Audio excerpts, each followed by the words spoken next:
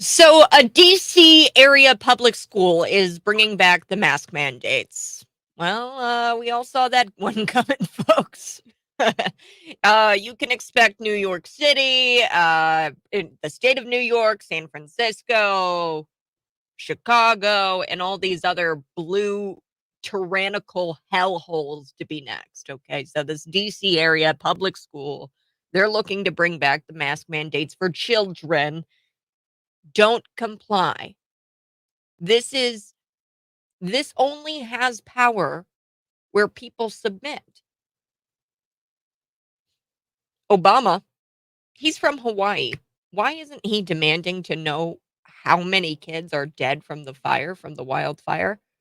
Why doesn't he care more? Why doesn't he care that people were met with barricades when they tried to leave Maui to escape the fire? They were met with barricades. People drove around the barricades and then they later tell reporters, hey, look, if I hadn't drove around that barricade and completely ignored government officials and all of these different agencies telling me to turn back around towards the fire, towards the danger, I wouldn't be alive today. Why did they put up barricades and direct people towards the fire? Why didn't they have the water ready to go to put the fire out? The firefighters, they couldn't fight the fires because they didn't release the water to the fire hydrants. Why did Hawaii Energy not de-electrify those power lines? Oh, I know why. Because they were too busy creating infrastructure and going towards renewable energy, trying to get everything on wind and solar. One of the only states they wanted to be the first state to be solely on wind and solar, this Hawaii. So they were so focused on that they didn't keep up with the infrastructure that actually worked, and they weren't able to de-electrify the power lines after multiple weather agencies saying, hey, you got to de-electrify those power lines. There's going to be a hurricane. Why didn't the guy ring the damn siren? Hey, there's danger. Let me just hit a button. The guy couldn't even hit a button. Why doesn't Obama care? He's from Hawaii, isn't he? Does he want to know how many kids are dead from the fire? He should be demanding to know how many kids are dead from that fire. Also, I want to know if Obama's going to comment on this very credible accusation that he had sex with men and that he was a cokehead. So Tucker Carlson, I think it's going to drop tonight, folks. This interview on Twitter. It's Tucker Carlson on X, Twitter, formerly known, or X, formerly known as Twitter. Tucker's there, and let's just take a listen to the teaser. And as always, folks, I'm live in studio. If you want to see me interact with me on the comments or in the comments on the comment section, YouTube, Facebook, Twitter, Rumble, I'm there live.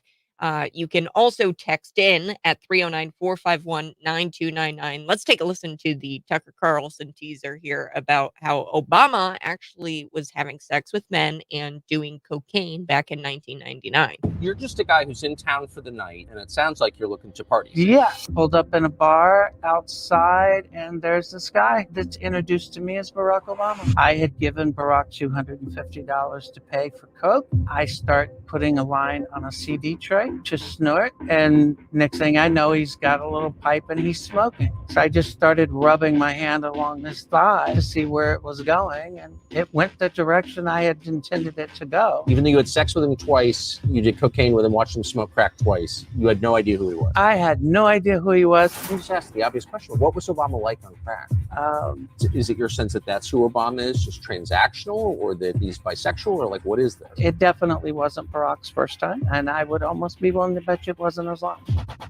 The guy's running for president, and credible information comes out that he's smoking crack and having sex with dudes. That seems like a story. Well, it would be a story if the media really cared about telling people the truth. And there it is. I can't wait for that to drop. Folks, I've told you about Obama and his letters to a former ex-girlfriend, an ex-girlfriend, where he disclosed that he was gay. These letters were preserved at a certain college, and you couldn't really access the letters unless you went there in person. And there's been reporters who have gone to this college. These are preserved letters, exclusive letters to this university. And there's been reporters who go there. You can't take the letters out, but they write down what is in the letters. So there's a portion of these letters that aren't super redacted. A lot of these letters were recreated, but that part about how he admits he was gay to this ex-girlfriend and how he liked to have sex with men, that was all redacted, and we have the letters at this university preserved, and reporters have gone there and handwritten what the letter actually says unredacted. So we knew this kind of, but I'm really excited to see this interview drop. And look, the media just needs to ask him, hey, were you doing coke? Were you having sex with men? I think that that's a pretty big story, considering that Obama is married and has children. No? All right, we've got so much to get to today this morning. I've got so much supermarket chain. They have made this desperate attempt to try to stop shoplifting, and it doesn't really make sense to me. Hopefully you can help me. I don't know. But they're trying to eliminate brand name products people like to steal. So they are going to take out things like Tide Pods because those are brand names, and they're going to try to replace it with like off-brand stuff, like as if the criminals care what brand they steal. I don't know. But it's a supermarket chain that's trying to stop shoplifting by eliminating brand name products. Okay. We'll get to that next. This is huge. Another EV fail. So we've got Florida electric vehicles are bursting into flames after this hurricane that just went through there. And, you know, my big issue with it is that these evil corporations, these evil EV corporations, they know that this was going to they know that this was happening because we have history. We have Hurricane Ian where this was happening with electric vehicles. Now it's happening again. So why didn't we fix it? So now we've got people's electric vehicles bursting into flames. We're going to be talking about that. Plus, Joe Biden says that he has insecurities about being perceived as stupid. This is according to some author who's, made a book about Joe Biden. He loves Joe Biden. And he says that he has insecurities about being perceived as stupid. Also, look, if you have insecurities about being perceived as stupid, Joe, then maybe you shouldn't talk about Bidenomics. He talked a lot about Bidenomics over the weekend. In fact, he bragged about it. So we're going to get to that here on the Morning Buzz. Let's start with the grocery problem. America has a grocery problem. Well, America has multiple grocery problems. One is that Bidenomics is causing food prices to skyrocket through 2024. The other is that people are stealing all of their favorite brands from grocery stores. You might think that the two are related, but that would require holding progressives accountable for for the consequences of their policies. I think the two are related. I'm sorry, but if the economy is crap, likely you're going to have criminals stealing things because they can't afford it, right? They can't afford to buy it, and you'll always have criminals. It's just worse because Bidenomics. But of course, I can't say that out loud. I can't say that these two things are related because that would require progressives being held accountable for the consequences of their policies. And they just don't do accountability, folks. Like many other supermarket chains, this Washington, D.C. based, it's called Giant Foods. This is the supermarket chain. They have a problem with people stealing massive amounts of merchandise. What's their solution, you might ask? Well, it's not to oppose the progressive leaders whose progressive policies have caused so much crime in these progressive cities. Nope. Instead, Giant Foods, they're going to be removing all brand names from their DC store. Oh, duh, Kat. That's the solution, of course. The hypothesis here is that stealing these no-frill items, these off-brand items would be beneath criminals. Yeah, no, of course. I'm a criminal, and I wouldn't steal that. Of course not. Are you kidding me? They're criminals. Like, I don't think they really care if it's brand name or not. Of course, they're gonna steal the brand name probably before the off-brand because it's more expensive, blah, blah, blah. I don't know. I don't give that much credit to criminals. I don't think that they're really looking at the brand that they steal. But this giant, Alabama Avenue store will remove high theft merchandise such as Tide laundry detergent, Dove soap, Degree deodorant, Pantene shampoo, and they're trying to do this to curb their losses. Quote, this is from the senior vice president of operations of this giant, gosh, what is it called? It's Giant Foods. It's a Washington, D.C. based grocery store. She says this: we have no other choice. She also says that other nearby stores have locked up all of their products in those aisles or removed them altogether. Quote, I've been leaving it out for our customers, and unfortunately, it just forces all of the crime to come to us. So that's the thing. She also talks about how these neighboring stores, these nearby stores, instead of removing products like brand name products from their shelves, what they do, they lock up the Tide. They lock up all of these things, and you need like some sort of grocery clerk to come unlock it for you. So they've locked up all of their products.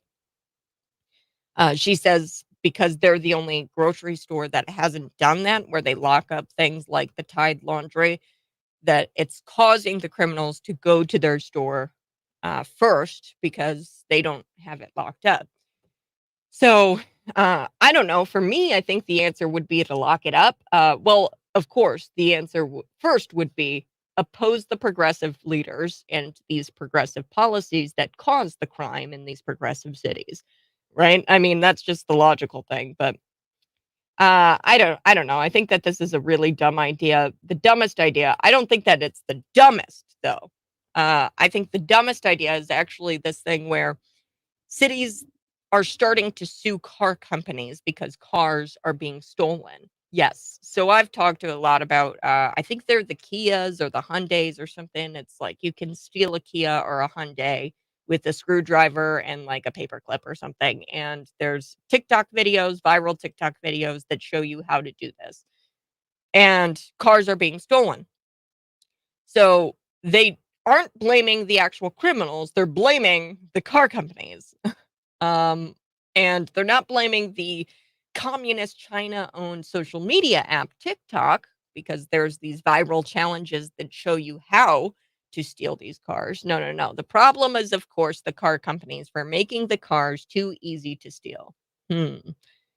Look, none of this fixes the problem. Fixing the problem would require progressive voters to admit that they screwed up election cycle after election cycle after election cycle, electing the same failed politicians over and over and over again, only to replace them with someone who's further left.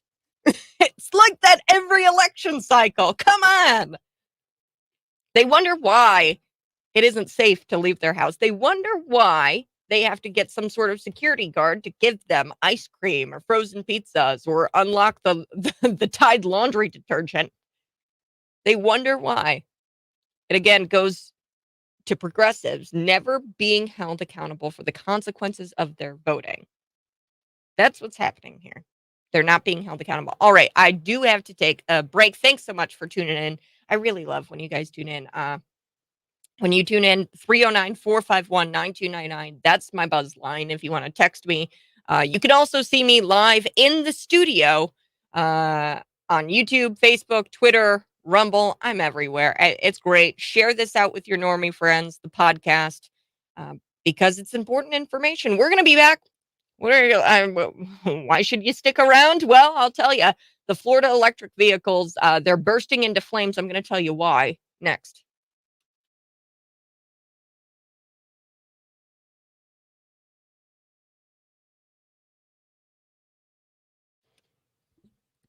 Good morning, folks. Thanks so much for tuning in. I so do appreciate it. Is Obama gay? Are you shocked by that? Go ahead and throw into the comment section. Like I said, there were these letters. I'm actually going to pull up that information for you here on the other side.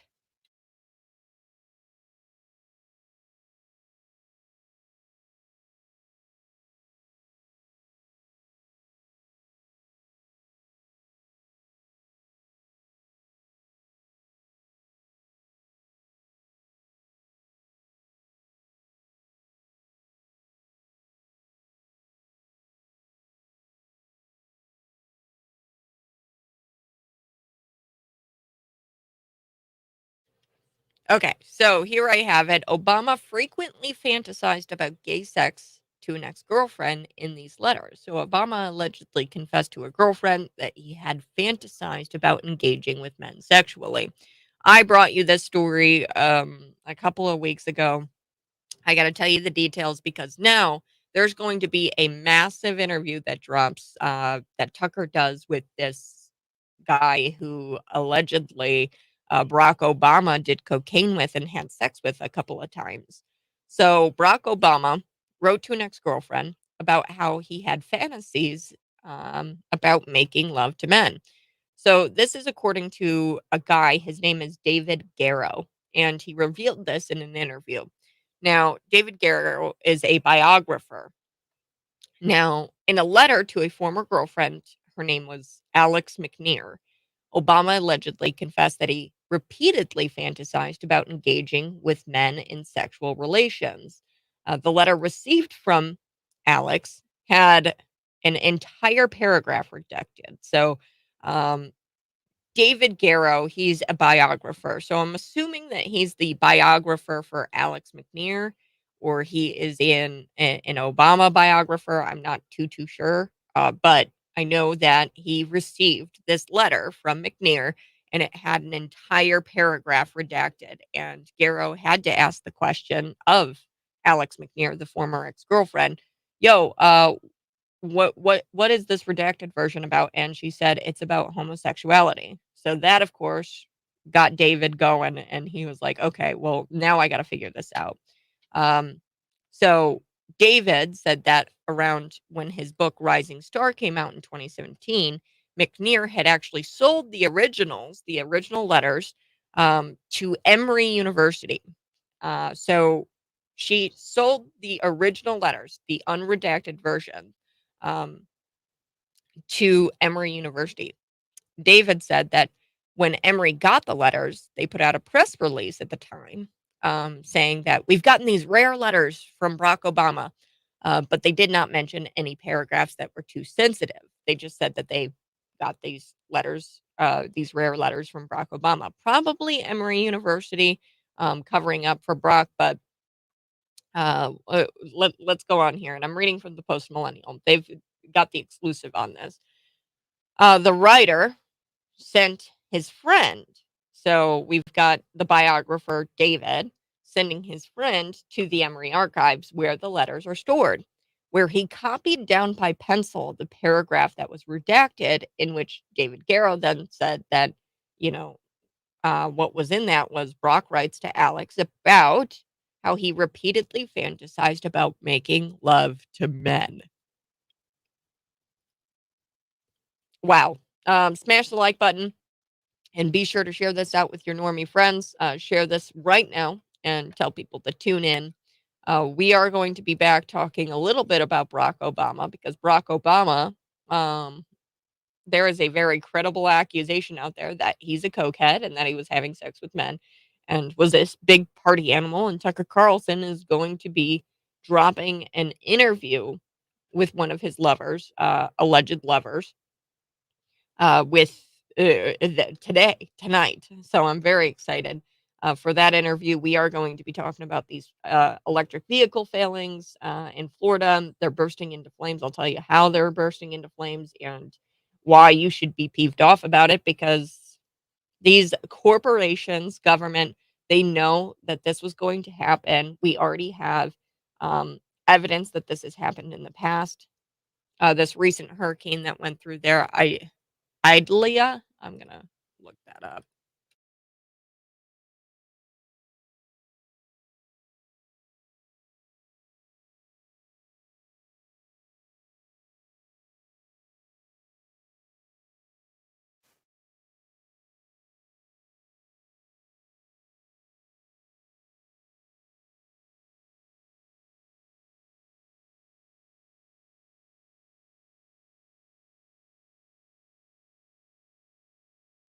Okay, so Hurricane Idalia rips through Florida. I was down south for a little while. It barely missed us. I just got some rain for vacation last week. So I'm back in studio live as always. YouTube, Facebook, Twitter, and Rumble tell people about the show.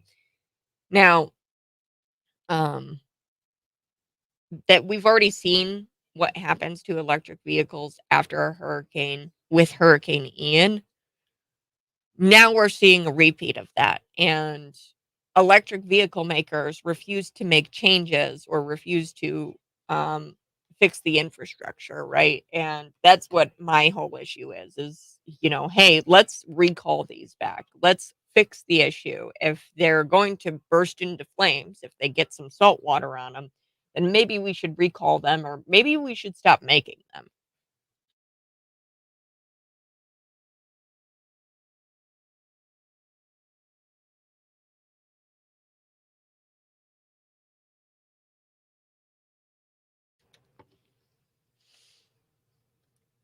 Obama gay?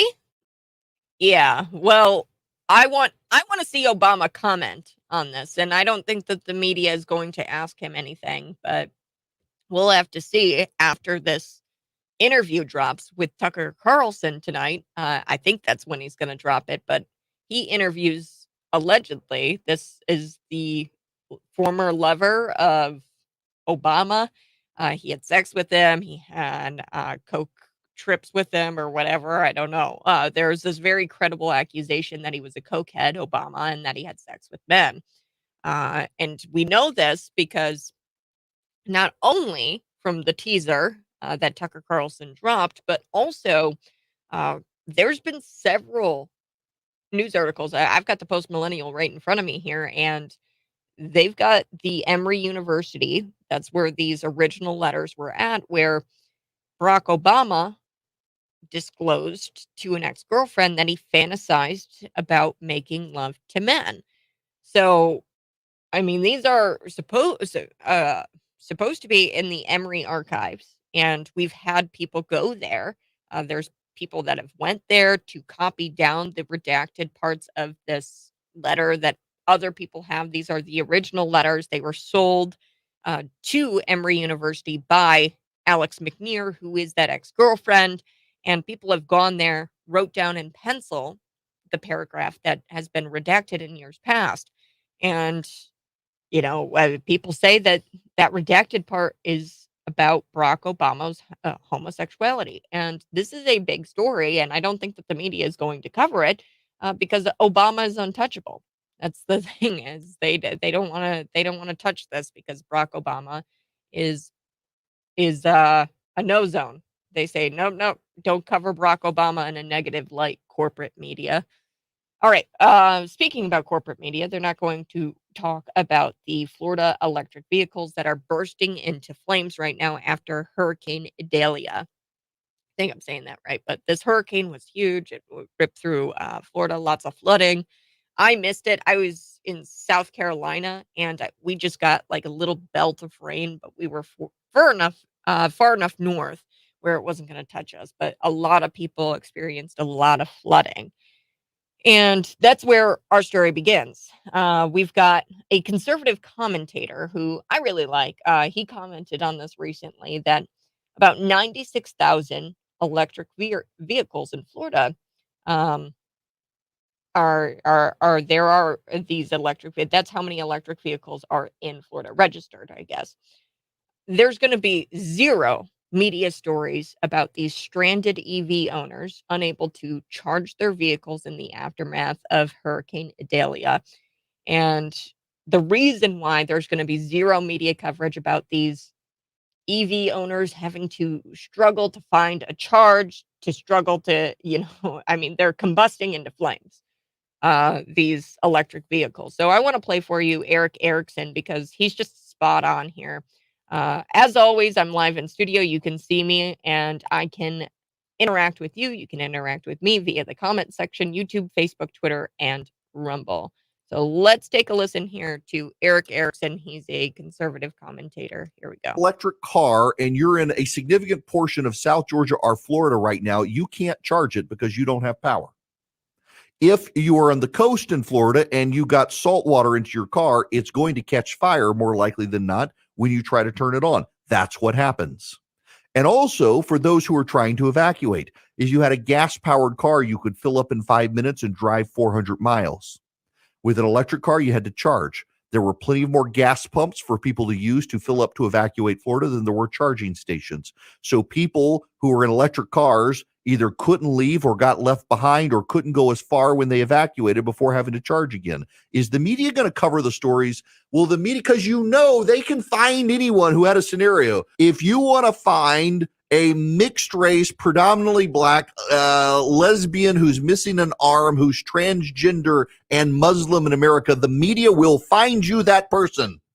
That person's a unicorn, but the media will find you that person. I guarantee you there was somebody in Florida who couldn't evacuate like they wanted to evacuate because they had a battery-powered car and there weren't enough charging stations for them to be able to evacuate and go very far. I guarantee you that person exists, and the media will not even go try to find that person, because they don't want to tell you that story. They want you in the battery-powered car. They want you in the electric car. They want you to not know the problems with those cars. They don't want to have a conversation about all the people evacuating and there weren't enough charge stations for people to get charges in their car for them to be able to evacuate. They certainly don't want to tell you about the people with the trucks and the SUVs that took gas that could fill up in 5 minutes and go 400 miles. God forbid they tell you that story that might discourage you from getting in an electric powered vehicle. If you have an electric car and you're in a significant portion of South Georgia, they are for the corporations. The corporate media is for the electric vehicle makers. They are not for you, the people. They are for the electric vehicle makers. And Eric Erickson, who you just heard there, he's a conservative commentator. He's right on. He's spot on. And you won't hear about the Florida EV owners unable to evacuate for the same reason. You won't hear government incompetence caused the Maui wildfires. You're not going to hear about that. You might hear it on Cities 92.9. You're not going to hear it anywhere else. The Maui wildfires were not caused by climate change. They were caused by government incompetence and government negligence. Okay. You won't hear about it. You also won't hear about all of the Florida electric cars bursting into flames. That's a big thing here. Apparently, the batteries, when they get salt water on them, they get as fiery as a peaceful protest back in 2020. Yeah. So here we have a fellow. His name is Patrick Olson. He's of Carfax, and he says that salt water that is flooding. So in Florida, there's salt water. It floods when there's hurricane season. It can get into the battery, dry there, and then once it dries, it creates what federal safety officials call bridges between cells, and that can lead to fires. And those fires can come out of nowhere, from days to weeks. And once an EV catches on fire, this is a big deal. Once an EV catches on fire, it's incredibly difficult to put out. We've seen what happens with the solar farm. Not farms, industrial plants. They do not produce anything. Solar industrial plants. These solar panels are very hard to get extinguished. They're hard to put out, these fires. We know that from Olympia High School. We know that from Augustana College. We know that from some solar panels catching on fire in Farmington, Illinois. I think where it was a massive fire in the middle of a field. But these solar panels are really tough to get under control. The fires that come from, really tough to get under control, much like the EV vehicles or the electric vehicles. So this is something we already knew. We know that the salt water causes the vehicle to burst into flames if the battery corrodes. So there were a ton of EVs disabled from Hurricane Ian. Okay, so we have video footage of them bursting into flames. We have journalists out there on the field, or independent journalists, not corporate media, of course not. We have independent journalists, conservative journalists, taking videos, pictures during Hurricane Ian. And that was a new challenge back then for these firefighters to get these EVs, these EV fires under control. And this was something that the firefighters had never faced before, at least to this scale, right? Because the hurricane getting salt on all of the batteries. The government and the evil EV corporations should have made a note and fixed the issue or recalled the cars. They should have stopped making the cars. I don't care. We saw what happened during Hurricane Ian. Now we've got this Hurricane Idalia, and the same thing is happening. Like, but I'm sure the government will fix it. Either the Hurricane Idalia Relief Act is going to have this massive government spending on EVs in lieu of providing relief to those affected by Hurricane Idalia. So they're going to, put in a little line there, in this relief package. We're going to spend millions of dollars and we're going to give it to our friends. These EV corporations, we're going to give it to our friends here in this tiny little line. Or Democrats will stick with the old reliable. They'll pull out the this number. They're going to draft up some sort of fight crime act that won't fight crime, but instead seek trillions into that bill for these electric vehicle companies. And then they're going to turn around and then they're going to say that Republicans don't want to fight crime when they vote against it because it gives trillions of dollars to these electric vehicle companies. Okay, that's the old reliable playbook of the Democrats. Okay, they're going to sit there, they're going to say, oh, Republicans don't want to fight crime. But wait. It says Fight Crime Act, but why are we giving electric vehicle makers trillions of dollars? This isn't a crime bill. Democrats could also do this Inflation Reduction Act 2.0, and then they'll put in a bunch of trillions of dollars or billions of dollars, whatever. I mean, money doesn't matter anymore. And they're just going to put that in the Inflation Reduction Act because that makes sense. I just, there's been no reports. As of right now, there's been no reports of gas-powered vehicles spontaneously combusting because they get salt water on them. I'm sorry. Though because they were gas-powered vehicles, Floridians were able to drive them out and before the hurricane hit. So they were able to evacuate because there was enough gas. So that might have something to do with it. That might be why they're not bursting into flames because they were actually able to drive out of Florida to evacuate from the hurricane. So that might have something to do it. Who knows? Okay, I've got to take a break. Wow. We'll be back. Now, Joe Biden, apparently he's got some insecurities about people thinking he's stupid. He's insecure. I've got this guy, his name is Franklin Furr, and he's got this new book out. He was on with Chuck Todd, and they're talking about Joe Biden, and they're saying that, and this book is supposed to paint Joe Biden in some sort of positive light. And this author talks about Joe Biden and how, woe is Joe. Woe is Joe. He has some insecurities about being perceived as stupid. That's why he stumbles and he fumbles and he mumbles. Well, that's a new one. All right, I'll be back.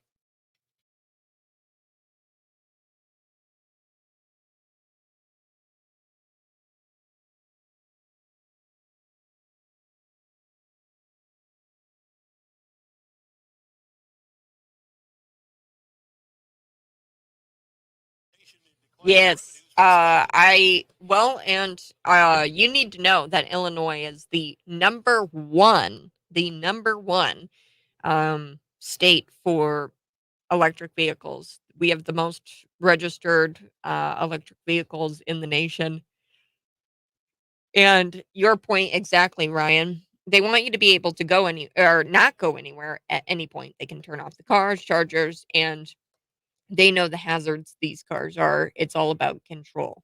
Yes. So a big issue with the electric vehicles down in Florida, the salt water getting into the batteries, corroding the batteries, then all of a sudden spontaneous combustion of the vehicle. And then to put on top of that, they don't know how to put the fires out. It takes firefighters a very long time to put those out. And we're starting to see that even in solar panels. We saw Augustana College, the solar panels bust up there. burst into flames there. We have it at Olympia High School. We have it in a few rural communities where those big solar industrial plants are. I think it was Farmington, Illinois, was where one of those solar industrial plants blew up these inverters. So um, we talked with the Tesla whistleblower at the time of the Olympia fire. He said that he would not doubt that that's the reason why these bad inverters, and he has begged people to recall a lot of these solar panels. Well, at least ones between certain years. Um, but they don't listen to him. They fired him. They called him a whack or a hack or whatever. They aren't listening to him. He worked for Tesla, and he knows what he's talking about, and these people won't listen.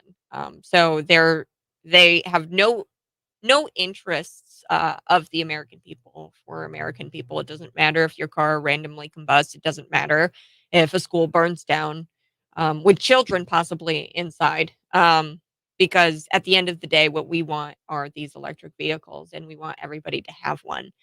We don't care the risks. And really, Ryan, I don't see any other reason for these people to be pushing these so hard other than it's all about control. Because I don't know if there's money to be made. Maybe it's money, maybe it's power, maybe it's control. Who knows? It's the Great Reset. They don't want you to go anywhere at any point. I would think that it's more about control, um, because I mean, you can make money on oil, right? Like you can make money on gas. You can make money on these gas cars. They've been doing it for years. Okay, so unless they think that they can make gobs more money, which at this point they're not, right? The electric vehicle, look at Ford, look at Rivian, look at all of their finance. They're not doing well, okay, because people aren't buying them because they know, they see, they talk to their friends. Yeah, I have an electric vehicle and I can't get from Bloomington to Chicago without charging it at least 3 times. People aren't buying them. There's not a huge need for them. People will buy them because it winds up cheaper in the long run for them because of all of the government incentives and the grant money and the rebates. But one thing that you need to know, Illinois has the most electric vehicles. I'm very against them. At this point, I think that an electric motor is really cool. I like the concept of it. However, if they combust and if they burn people alive, potentially, then I'm not for them.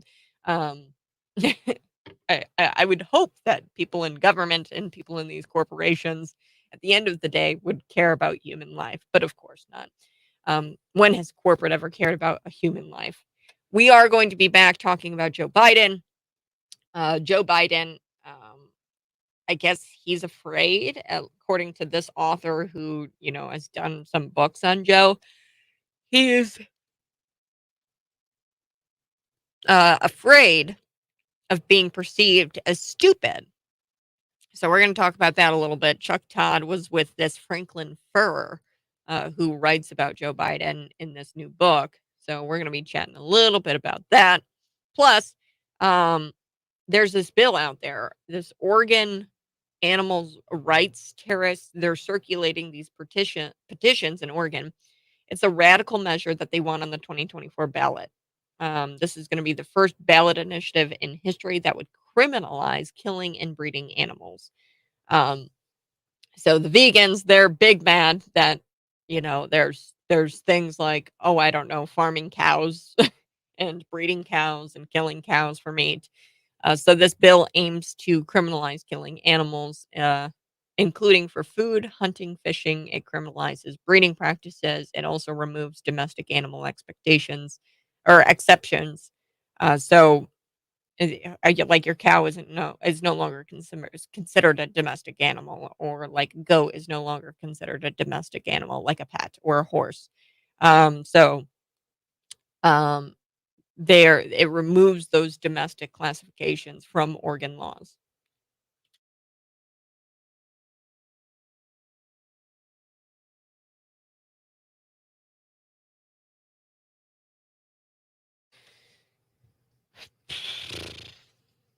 Well, I don't think you're going to believe me when I tell you this, but Oregon is looking to be the first state to criminalize farming and breeding with this new ballot initiative. So they're passing around these petitions. It's a radical measure. These organ animal rights terrorists, let's just call them what they are, they're circulating these petitions and they want to get this question on the ballot. I just find it so bizarre. They're literally trying to criminalize killing and breeding animals.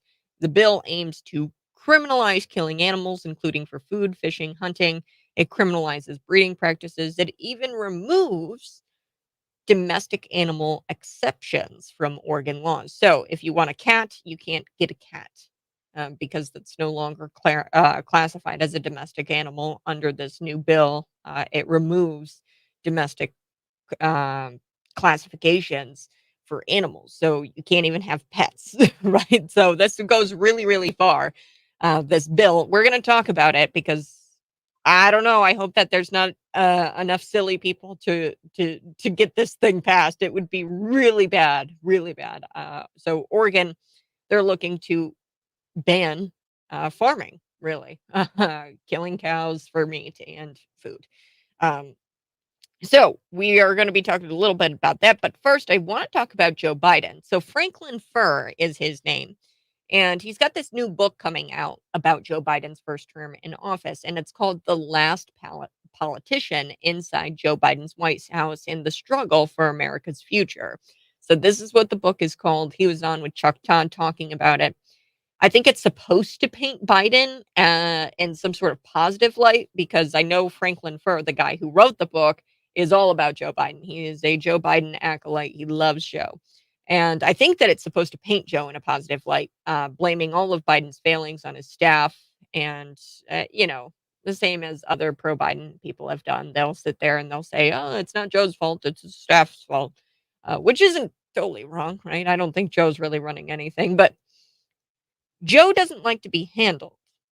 Joe doesn't like to be treated like a child. As a result, Biden, let me check my notes here, portrays someone in public who needs to be handled like a child.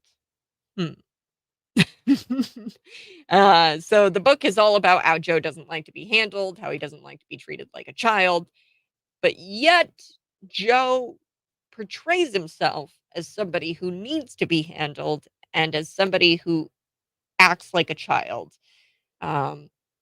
So here we go. I'm just going to quote it here, the book. And his advanced years were a hindrance, depriving him of energy to cast a robust public presence or ability to easily conjure the name.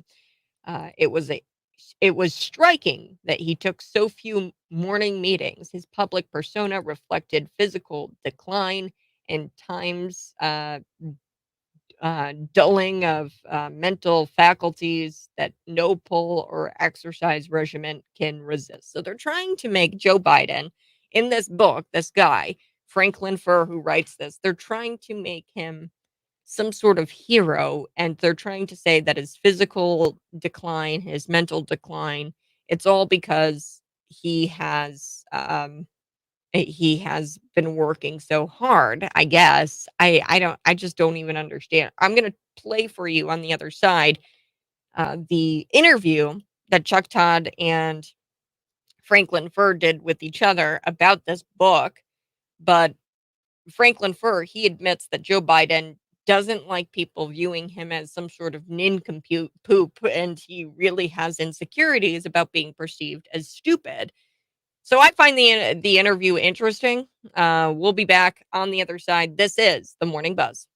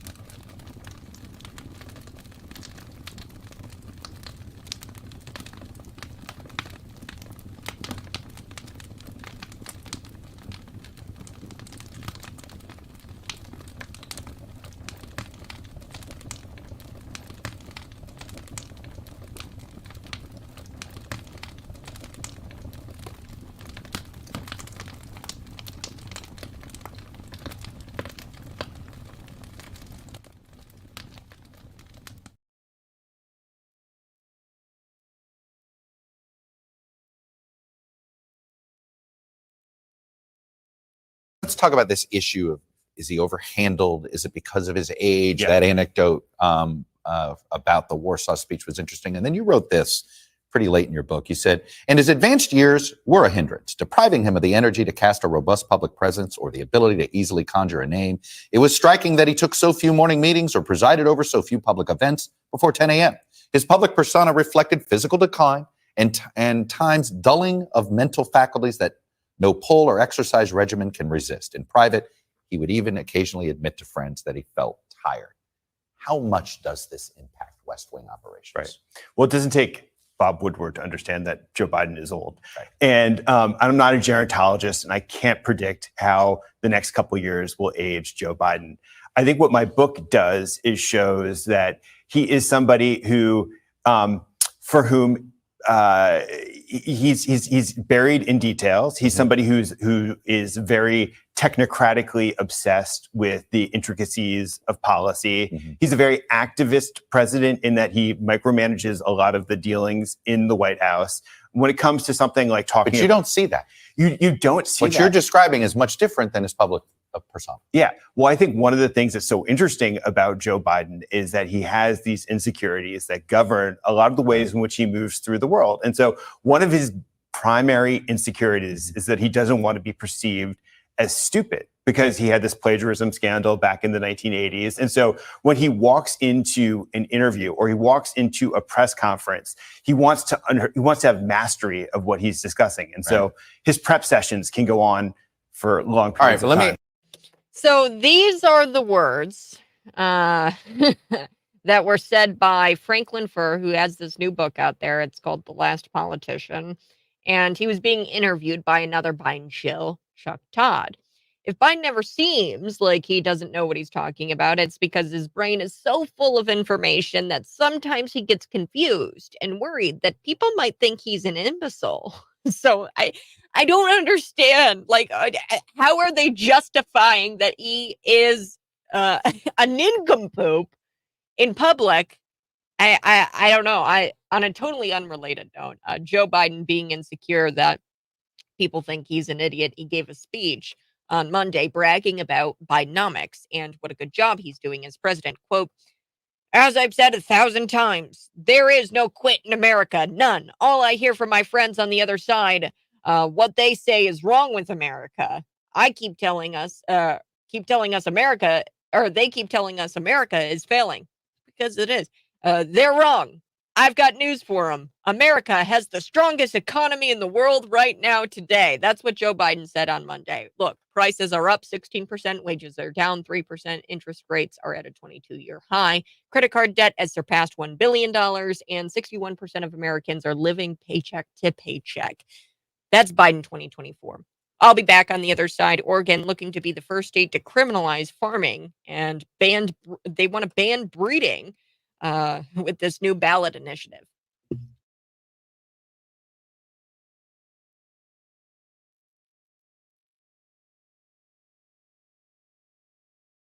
Good morning. Hey, have you guys heard about this new Washington, D.C. area public school? They're bringing back mask mandates for children. Expect it here in New York City or San Francisco, Chicago, all of these blue tyrannical hellholes to be next. The only power that they've got is when people submit. So do not comply.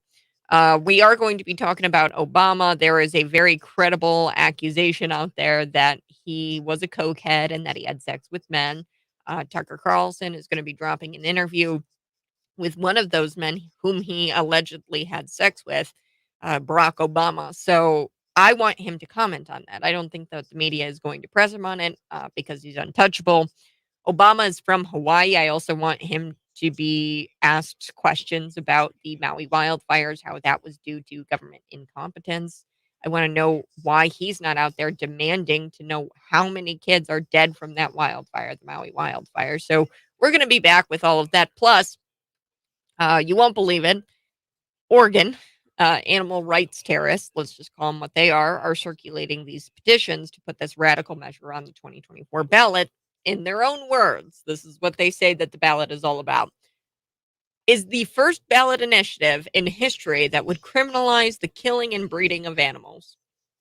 So, in other words, the food that has sustained human life for since the beginning of time should be outlawed because vegans know best. That's what this bill initiative is all about. So we're going to talk about that. Plus, an illegal immigrant um, arrested 14 times in only 2 months. He since coming to New York, so he's illegal. And this reminds me of a story that is gone nowhere here in the state of Illinois. This guy, he stabbed the Springfield girl. It was a big story for me.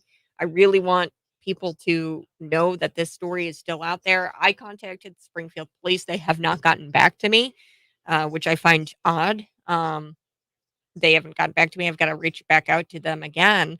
But they haven't gotten back to me. I don't know where he's at. So I think that he's still at large. Reports still have him at large. He's a murderer on the run, and he was a DACA recipient, and he was arrested several times. And he was illegal. I mean, he overstayed his DACA permission, or like he overstayed. And yeah, his DACA recipient hood didn't get renewed, and that's here in Illinois. So it's everywhere. So this is not just in New York City. This is happening in your communities. Your friends, young girls are being stabbed to death by these illegal immigrants, and they're getting away with it, and they're running down to Mexico. Um, I'm sorry, but that's just what the truth. So we're going to be back, and we're going to be chatting a little bit about that. You're listening to The Morning Buzz. Be sure to share this out with your friends. Smash that like button if you're watching right now. That would really help me out, and share this out with your normie friends. Tell them about The Morning Buzz. You're not going to hear about how the Maui wildfires were caused by incompetence at the government level. You're not going to hear about how FEMA directed people from nonprofit organizations to not post videos of the damage or photos of the damage. Yes, that is actually happening. FEMA has directed nonprofit organizations, I want to say like the Red Cross, maybe not the Red Cross, but like the Red Cross, these organizations who are there actually providing some relief, helping these people out in the Maui wildfires. They're directing them not to post videos or things to social media. Why do you think that is? Throw it in the comment section. Why do you think the government doesn't want pictures circulating on social media of the damage that has been caused due to the Maui wildfires? Why? There's been so much incompetence with the Maui wildfires. I could go on and on, but um, one person who's from Hawaii who should be out front and center and demanding to know how many children have died in that fire, because we still don't know how many children have died in that fire. Estimated thousands of children missing. Is Barack Obama. He's from Hawaii. Why isn't he out front and center asking the questions of the Maui government, of the Hawaiian government? Why is the state looking to acquire the land? There's so much there.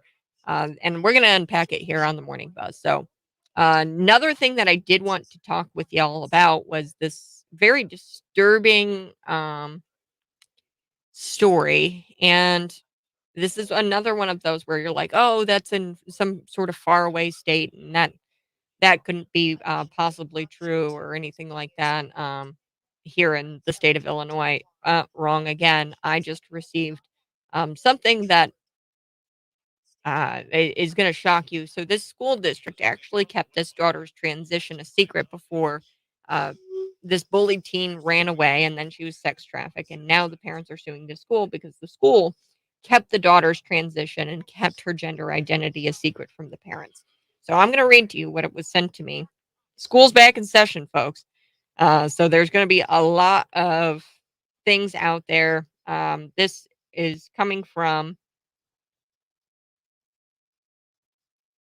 an elementary school here locally. Quote, I'm going to read this. Educators and staff are aware that under FERPA, FERPA, they must protect the confidentiality of students related to their gender identity and sexual orientation, and show caution um, to the student's sexual orientation or gender identity with that student's permission, even to the student's parent or guardian. So that means that you can't tell the parent or guardian about the student's transition or gender identity or sexual orientation.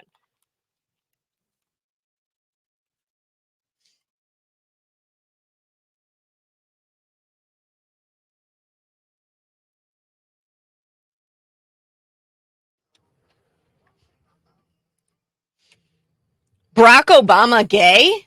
What? Well, we knew this already. Come on. Michael. Oh, sorry, Michelle.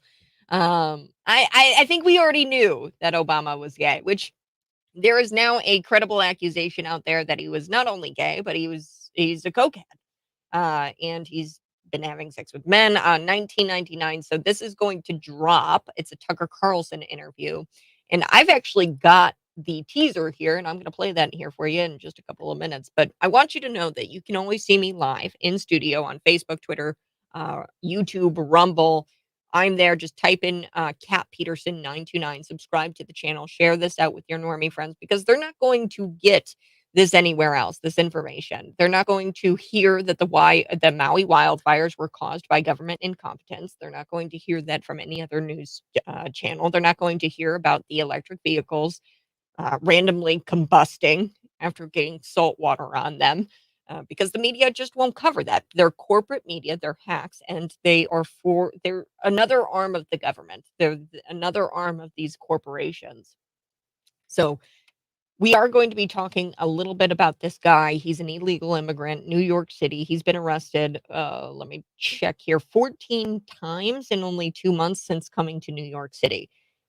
And that really closely mirrors a story here in Illinois. From what I understand, there was a DACA recipient. He overstayed his welcome here in the United States. He was arrested multiple times, once for kidnapping. His charges were vacated multiple times for all kinds of things. And eventually his criminal activity escalated to the point where he stabbed a Springfield, Illinois girl.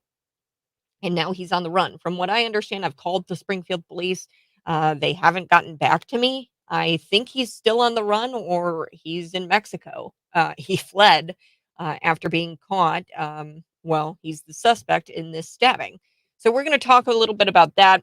Plus, Oregon looks to be the first state to criminalize farming and breeding animals. So they are against, they want these animal rights terrorists, let's just call them what they are. They're circulating these petitions to try to get this ballot initiative, which in their own words is the first ballot initiative in history that would criminalize killing and breeding animals. So I'm going to talk about that here. First, let's listen to the Tucker Carlson tease. So he has teased this explosive interview that's supposed to drop tonight about Obama's gay, about him being gay and about him being a cokehead.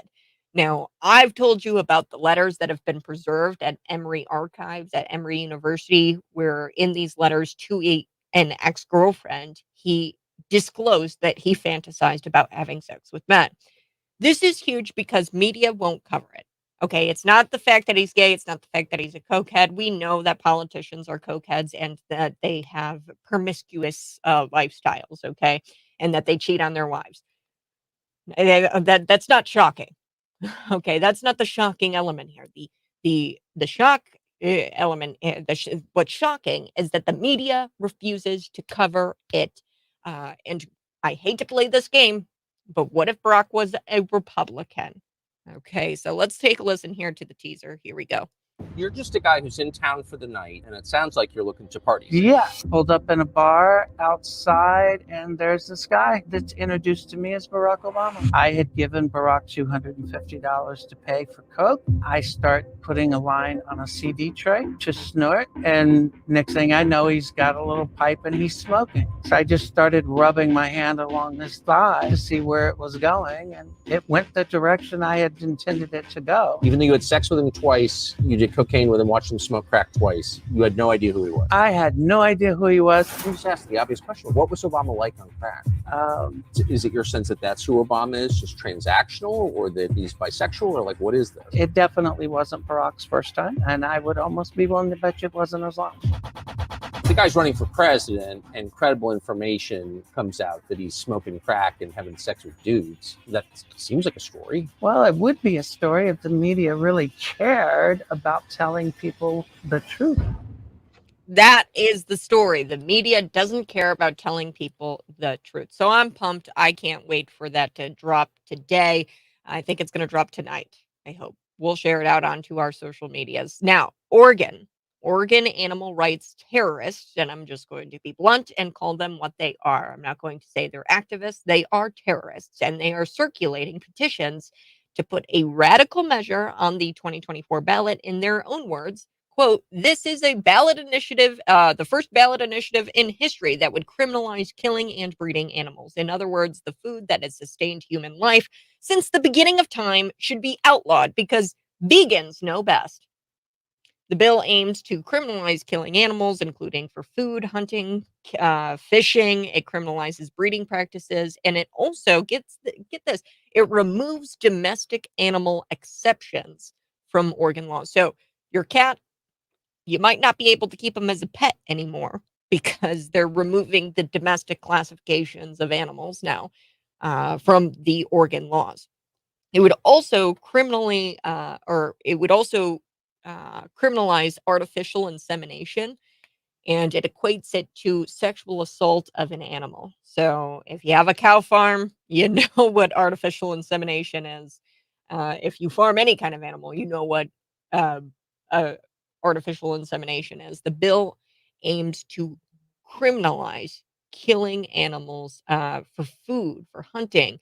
The bill is so radical. Get this, it even criminalizes pest control. So sorry, you have to live with those cockroaches and with those rats. Sorry. Chicago. I mean, that's probably why they're not they're not collecting the fines on this. I found this out yesterday. It was like Chicago is it's been named the rattiest city by Orkin for 8 straight years, and they are supposed to fine landowner or landlords for not keeping cleanliness or not exterminating these rats from their buildings in Chicago, but they don't pay those fines, and the city never enforces the fines. Like they never like collect on them. So yeah, it's no wonder that the Chicago is the rattiest city. Anyway, so let's get back to the bill. As one might realize, this would impact many industries that currently involve animals on farms, research labs, in zoos, and in the wild. No longer will be allowed uh, to be intentionally injured or killed, abused, nor would they be allowed to forcibly be impregnated, sexually assaulted. That's what this. I'm quoting here. It's the yes on IP3. So I'd imagine that's what the bill is, but it's the yes on IP3 website. These animal rights terrorists, uh, they're saying that this is going to involve making it no longer being allowed to intentionally injure, kill, sexually assault, forcibly impregnate. It's not called forcibly impregnate. It's called artificial insemination, and that's practiced by cow farmers. Okay, so I don't understand. This will, without a doubt, force grocery stores and restaurants to import meat, making it unaffordable. So the cost is going to be, I mean, astronomically increased. The moralizing stance that vegans try to force onto the rest of the population is based on lies. That's a key thing, and it's hypocritical at best. By the illogical take in this bill, all forms of farming, including plant farming, would be illegal since animals in the wild would no longer be allowed to be intentionally injured. So, if you mass produce mass producing plant foods destroy entire ecosystems. So if you mass produce these plant-based foods, you're destroying the ecosystems in which these animals live. And that's going to kill birds, mice, insects, and animals that feed on these plants. Subsequently, vegans ultimately have more blood on their hands than meat eaters because just one cow grazing on grass will provide hundreds of pounds of food. Just one cow.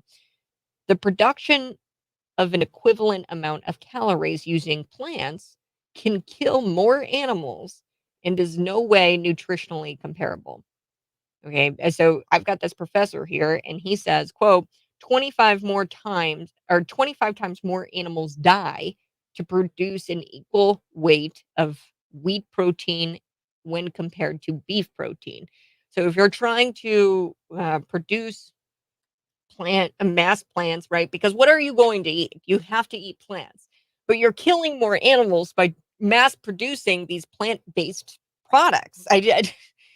These vegans, if they really cared about animal cruelty, they really should start eating meat, as this kills the least amount of animals. Proponents claim their push to criminalize these activities, killing, breeding, is to, quote, be protective of the needs of animals and to codify their right to life and bodily autonomy in law. What? Oh, that's funny. Because I've never met a vegan who is pro-life, and they care more about the rights of pigs and scold the idea of children being afforded that same right to life. And don't forget, PETA kills more animals than possibly most animal shelters run by local officials. So PETA kills way more animals than like local animal shelters do. PETA, or if you don't know what that stands for, people for the ethical treatment of animals. That's what PETA stands for. They reportedly killed over 2,000 cats and dogs in 2022, and more than 47,000 animals since 1998. So they kill the most. When you look at all the other animal shelters locally, they kill the most. How can they humanely kill an animal that doesn't want to die? Okay, so they say that they humanely kill these animals. Vegans don't even care if animal research saves human lives, by the way. So they kill these animals, and then they don't keep those animals for animal research. So they kill the 2,000 cats, 2,000 dogs, 47,000 animals since 1998. They kill all these animals humanely, I guess. But how can you kill an animal humanely if it doesn't want to die? I don't know, PETA. But they don't keep those animals for research. So a lot of kill shelters, they will keep the animals and they'll give it to animal research. They'll kill the animal and donate it to, you remember, dissecting the little pigs or frogs or something like that. This is a quote from the PETA president, quote, even if animal research resulted in a cure for AIDS, we would be against it. So they are very much against animal research. So what do they do with all these dead animals? The hypocrisy of everything vegans stand for. We see how heartless these people truly are. They are truly heartless individuals. These people pushing this, and they're stupid. I don't know if it's ignorance. I don't know if they're stupid or if they're truly heartless and they just choose to ignore all of the facts surrounding farming, cows, artificial insemination, breeding animals for food that has sustained human life since the beginning of time. All right, I do have to take a break. I'm just, the vegans got me all peeved off today. Illegal immigrant arrested 14 times. Wait, let me read that. Yep, it's 14 times. I had to check my notes. It's 14 times in only 2 months since coming to New York City. I've got that story here next. At about 7:35, we're going to be visiting with Scott Robbins for Scott's Takes on the Morning Buzz. I'm Kat Peterson. Text in at 309-451-9299. And you can also see me live in the studio on YouTube, Facebook, Twitter, and Rumble.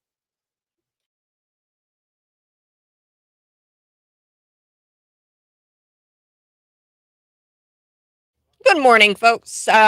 Be sure to get all of your Rooted apparel. So I'm kind of sporting this Prey shirt today, and I love this Prey shirt. It's very comfortable, and it's very simple. And when I was on vacation, I was actually in a Walmart, and this guy comes up to me, and I've got my Jesus is King shirt on. This is my Prey shirt. But I've got my Jesus is King shirt on. He comes up to me and he says, yes, Jesus is king. And did you know he's coming back? And I said, yes, I do know he's coming back. And I can't wait. Read Revelation. But yes, Jesus is king. When there's all kinds of uncertainty in the world, one thing that we can remain certain of and rooted in is that Jesus Christ is king. They've got Jesus Christ is king shirts. We need to continue to pray for America. In the description of this video, you can find that link to go to Rooted Apparel. It's rootedapparelco.com. Click on the link, get your favorite tee, then type in the promo code CAT, C-A-T, C-A-T, like the animal, and you get 20% off, which is a pretty cool deal. And that's exclusive to me because I am sporting Prey or sporting Rooted Apparel. So get your Rooted Apparel today. Share this out with your normie friends. We are going to be talking about the illegal immigrant who was arrested 14 times. Now, I don't know if I'm going to get to this story. I've got a short break here. I should be able to. I want to get to the Illinois story and how this very closely mirrors what's going on in New York City with this guy who was arrested 14 times in 2 months, and he's an illegal immigrant. He shouldn't even be here. Now, there was a murder suspect and a DACA recipient, and he's on the run. And I haven't heard anything about him being caught. They have suspected officials suspect that he went back down to Mexico and he fled. I don't know if they're trying to get him or what, but he is wanted in connection to the death of Emma Schaefer. His name is Gabriel Pichardo. Picardo, I don't know how you say it. I hate saying the names of these people because they're such disgusting human beings, but he was granted deferred action childhood arrival status at the age of 15, but it expired in May of 2019, according to 2021 court documents. Despite working as a community advocate, Calixto Picardo Gabriel here was no stranger to run-ins with the law. He went to college. He maintained employment. But in late 2017, he began struggling with so-called mental health issues. He attempted suicide, and he eventually was diagnosed with a major depressive disorder and general anxiety disorder. Now, he started to have these very obsessive, threatening behaviors directed toward a former girlfriend. Now, this isn't the girlfriend whom he is wanted for stabbing. This is somebody else.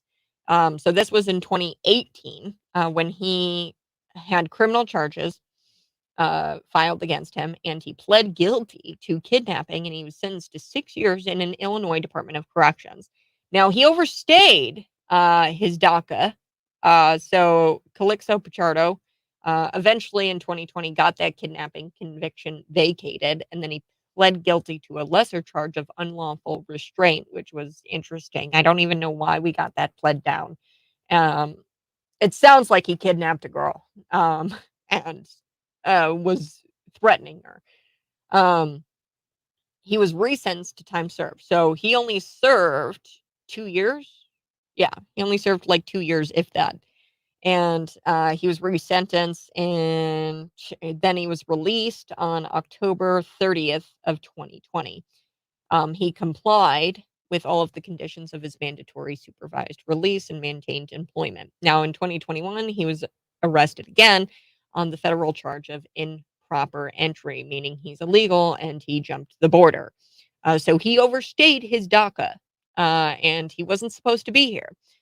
But get this, there was a detention hearing held, the judge, May 2021, and he ordered this guy to be released from custody subject to conditions.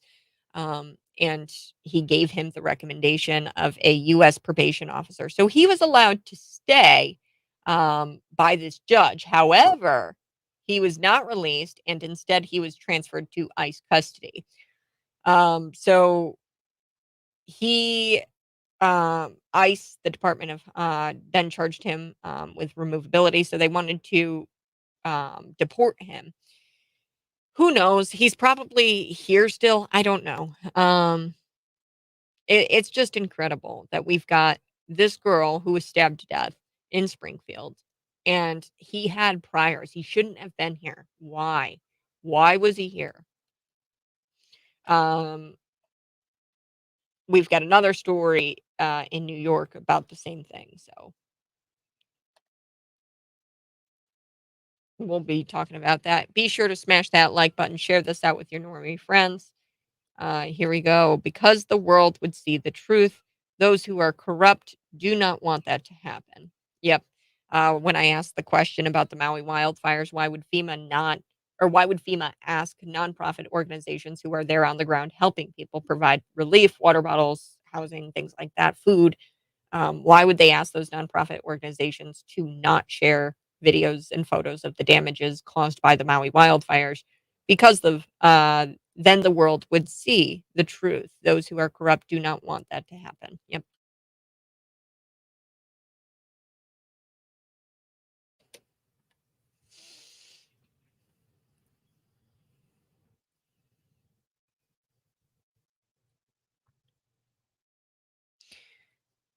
So coming up, I do want to chat a little bit about this story about this supermarket chain. They are making an attempt to stop this shoplifting, but I don't quite understand how this is going to stop shoplifting. They're removing all of the brand name products from their stores that people like to steal.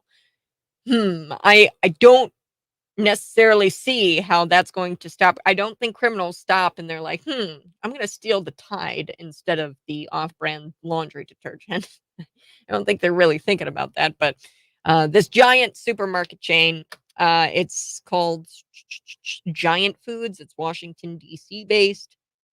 We're going to chat a little bit about it. Plus, I've got this story you won't want to miss. It's the school district. They kept the daughter's transition a secret. So she transitioned from female to male, and they kept it top secret. Then eventually she was bullied, and she ran away. Then she was sex trafficked for months.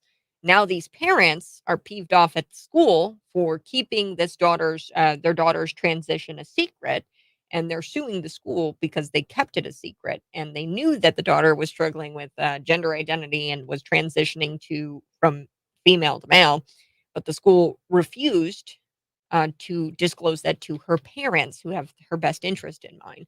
So we're going to talk a little bit about that story.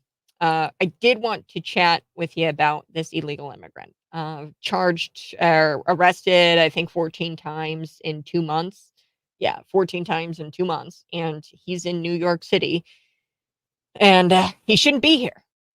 Since he's come to New York City, he's been arrested 14 times in only 2 months, and I've got to tell you, that is not exclusive to New York City. It happens here in the state of Illinois. I've got an example of that. We've got this fellow, he's a murder suspect on the run, from what I understand. I've tried to call the Springfield police, they don't answer me. He's a DACA recipient. He overstayed his DACA. It expired in May of 2019. He was arrested in 2018 he pled guilty to kidnapping a girl, and he had obsessive and threatening behavior, and he was sentenced to 6 years in an Illinois prison, so Illinois Department of Corrections. He didn't serve that entire 6 years. He only served about 2 because he pled guilty to a lesser charge of unlawful restraint, not kidnapping, and he was resentenced to time served. So he was released. He shouldn't have been in the country. He overstayed his DACA.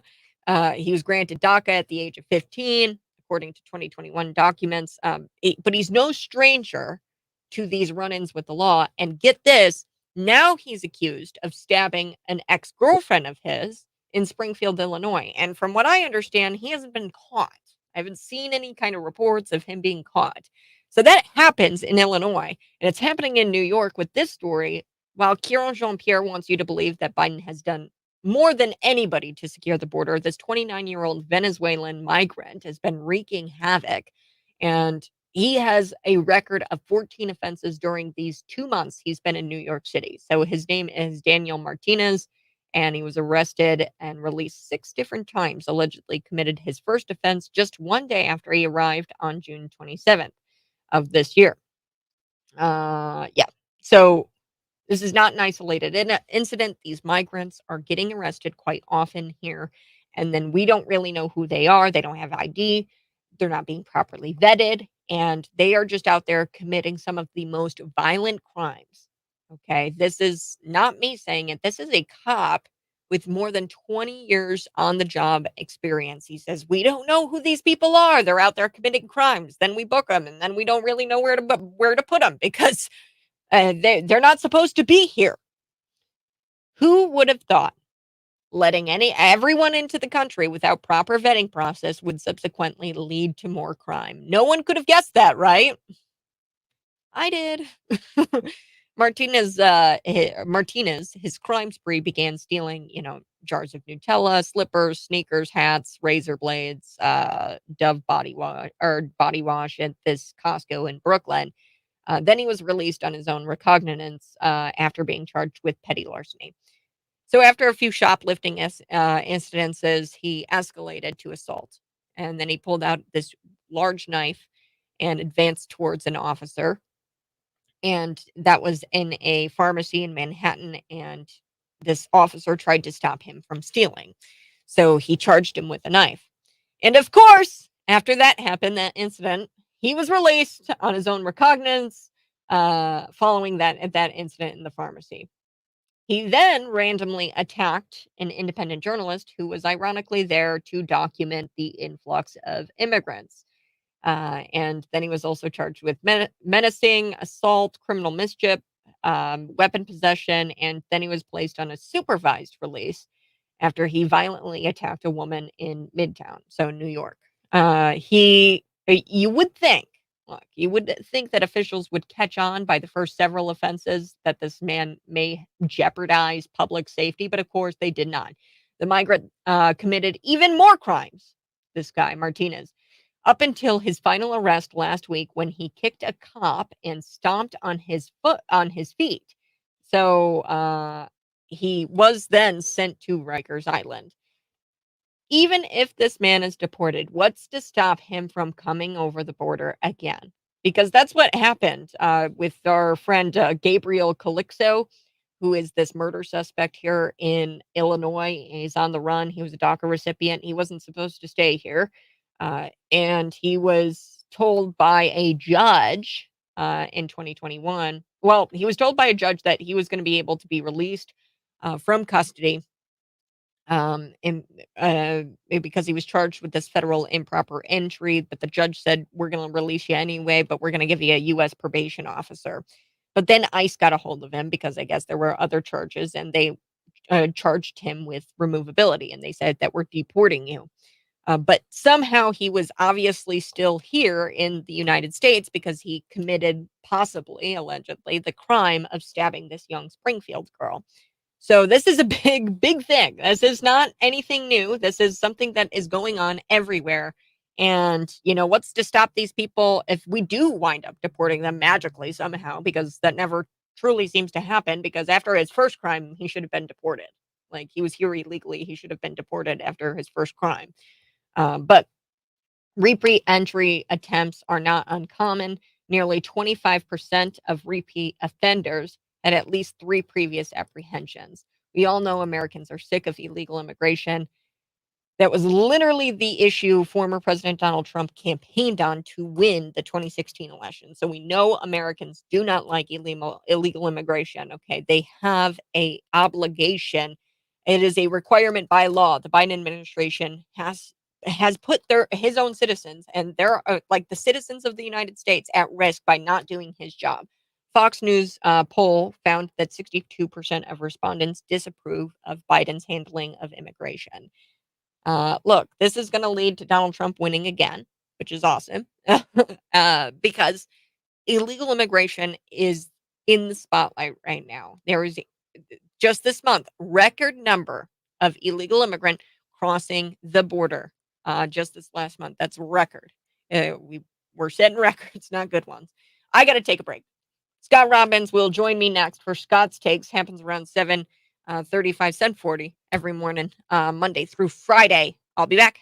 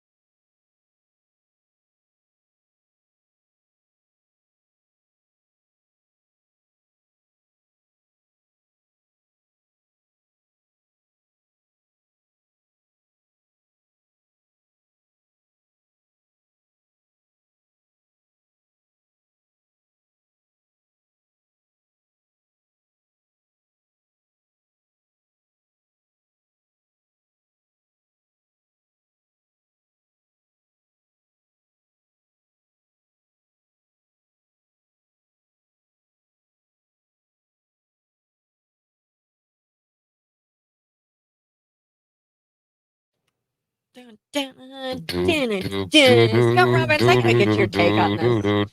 I totally meant to Ted answer Nugent's this. cat scratch fever.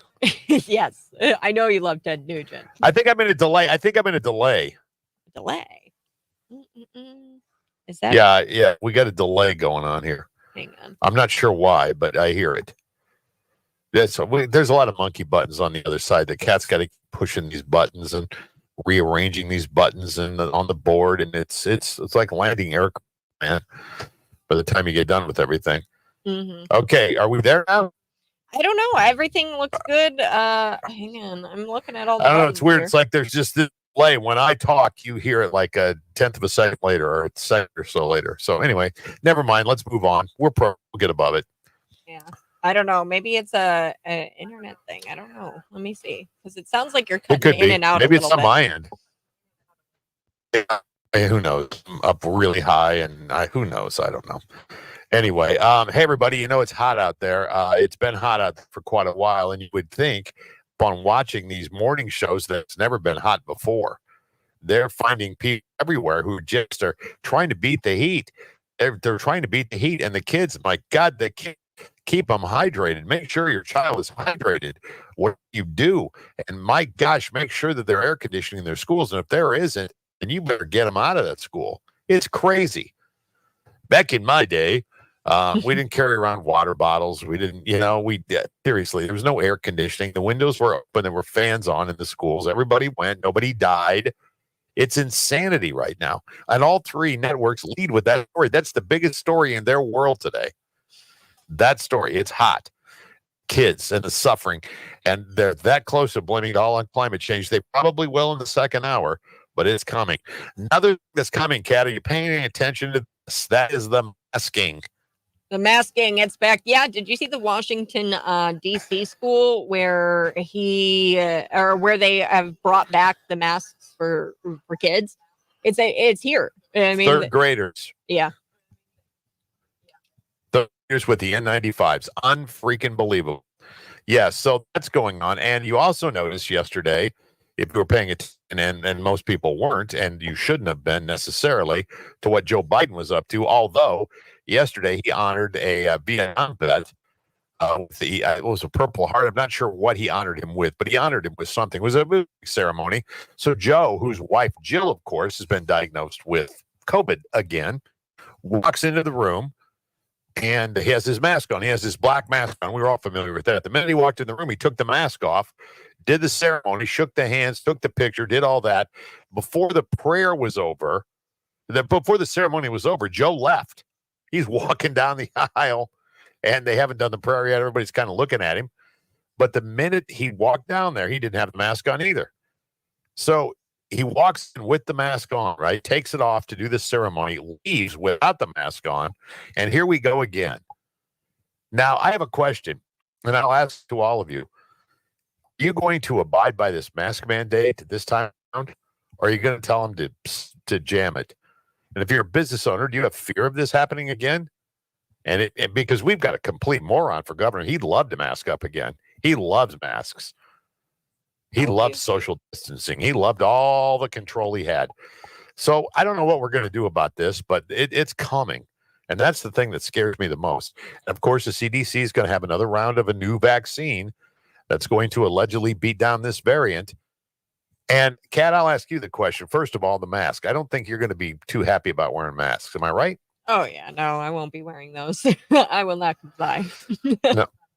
No, right. And you and I both, neither one of us are going to comply. Let me ask you another question. How about the vaccine? Do you think, I mean, here's just a question. Do you think people are willing to roll up their sleeves one more time and get yet another vaccine? Do you think that's going to happen? No, and it's clear. I mean, Whoopi Goldberg, Jill Biden, they've got to have umpteenth vaccines, and they still got it, right? They're both tested positive for COVID-19. In fact, I would say that it's more likely, I mean, all of these celebrities, it's more likely you're going to get COVID from the vaccines. I've heard that, where you are more susceptible to it if you have got the vaccine. I saw that too. Idea. Yeah, I saw that too. I don't either. It's not a great deal, but it's coming back. Gavin Newsom, by the way, also in the news today because he can't stay out of the news. This guy would love to be president. And once they push Biden to the side, and they may very well do that before Christmas, actually. But Newsom was talking about Oklahoma, what's going on in Oklahoma. He said politicians there plan to use kids to a cartoon, his children, that slavery was a big deal, and that climate change people are Nazis. Now, none of this is true. He just said it based on the information, false information they get from some of these schools that are trying to teach sanity, which of course Gavin Newsom doesn't do.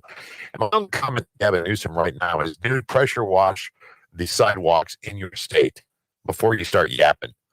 Okay, your state is the mass exodus out of your state is unparalleled. People don't want to live there. People are able to get out of there, leave, much like Illinois. But Illinois is in third place. JB's got something to shoot for here. But in terms of people in the state, and I've said this 1.5 million times, these guys are accountable for that. Why doesn't anybody ask JB Pritzker to explain why people are leaving Illinois in record numbers? Why?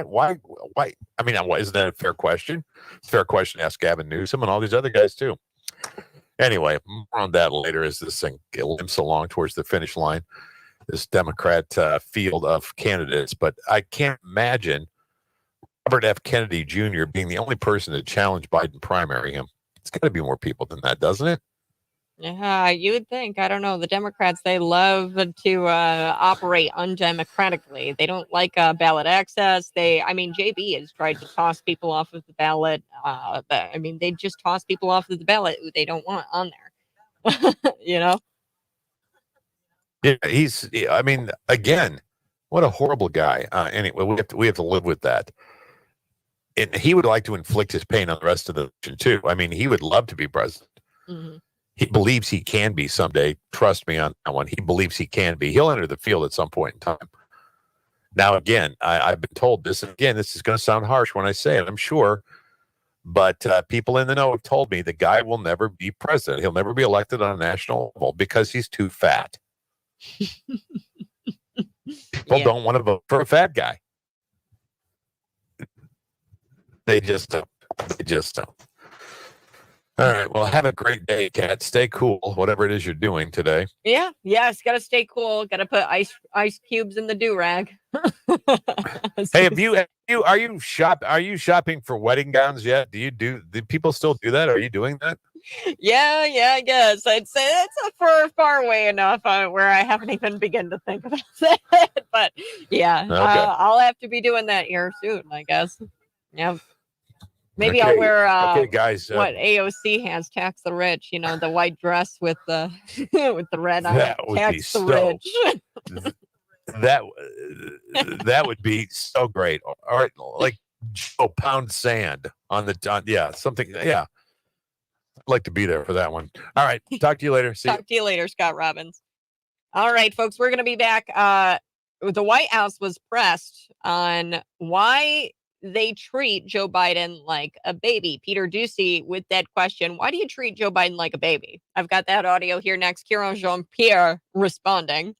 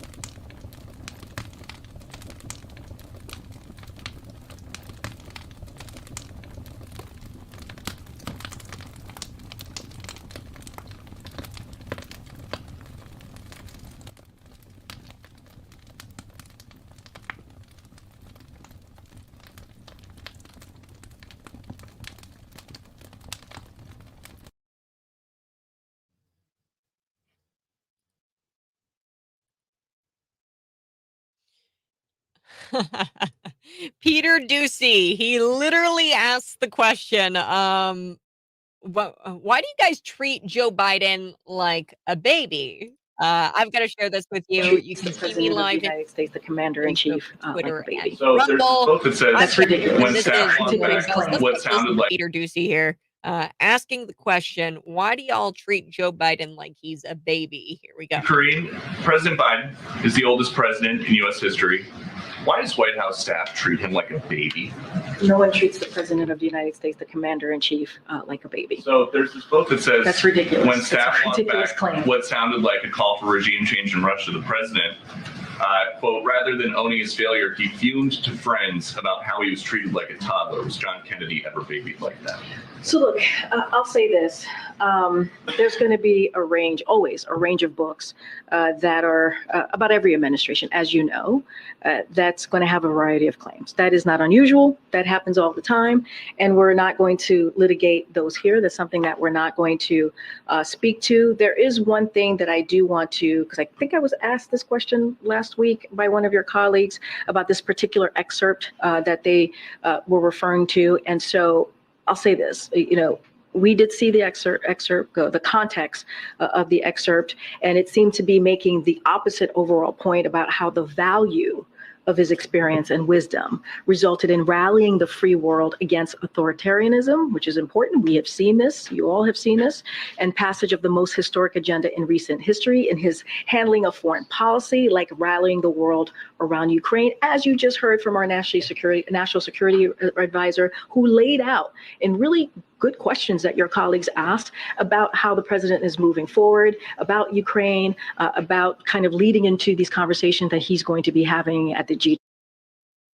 Oh boy. So does Joe Biden, and you comment your thoughts. Joe Biden, he is the oldest U.S. president in history. Why does his staff treat him like a baby? We literally saw the Easter Bunny back during, like guiding him and like trying to get him to a certain destination, like guiding him and gesturing, "Hey, go this way, go this way." The Easter Bunny.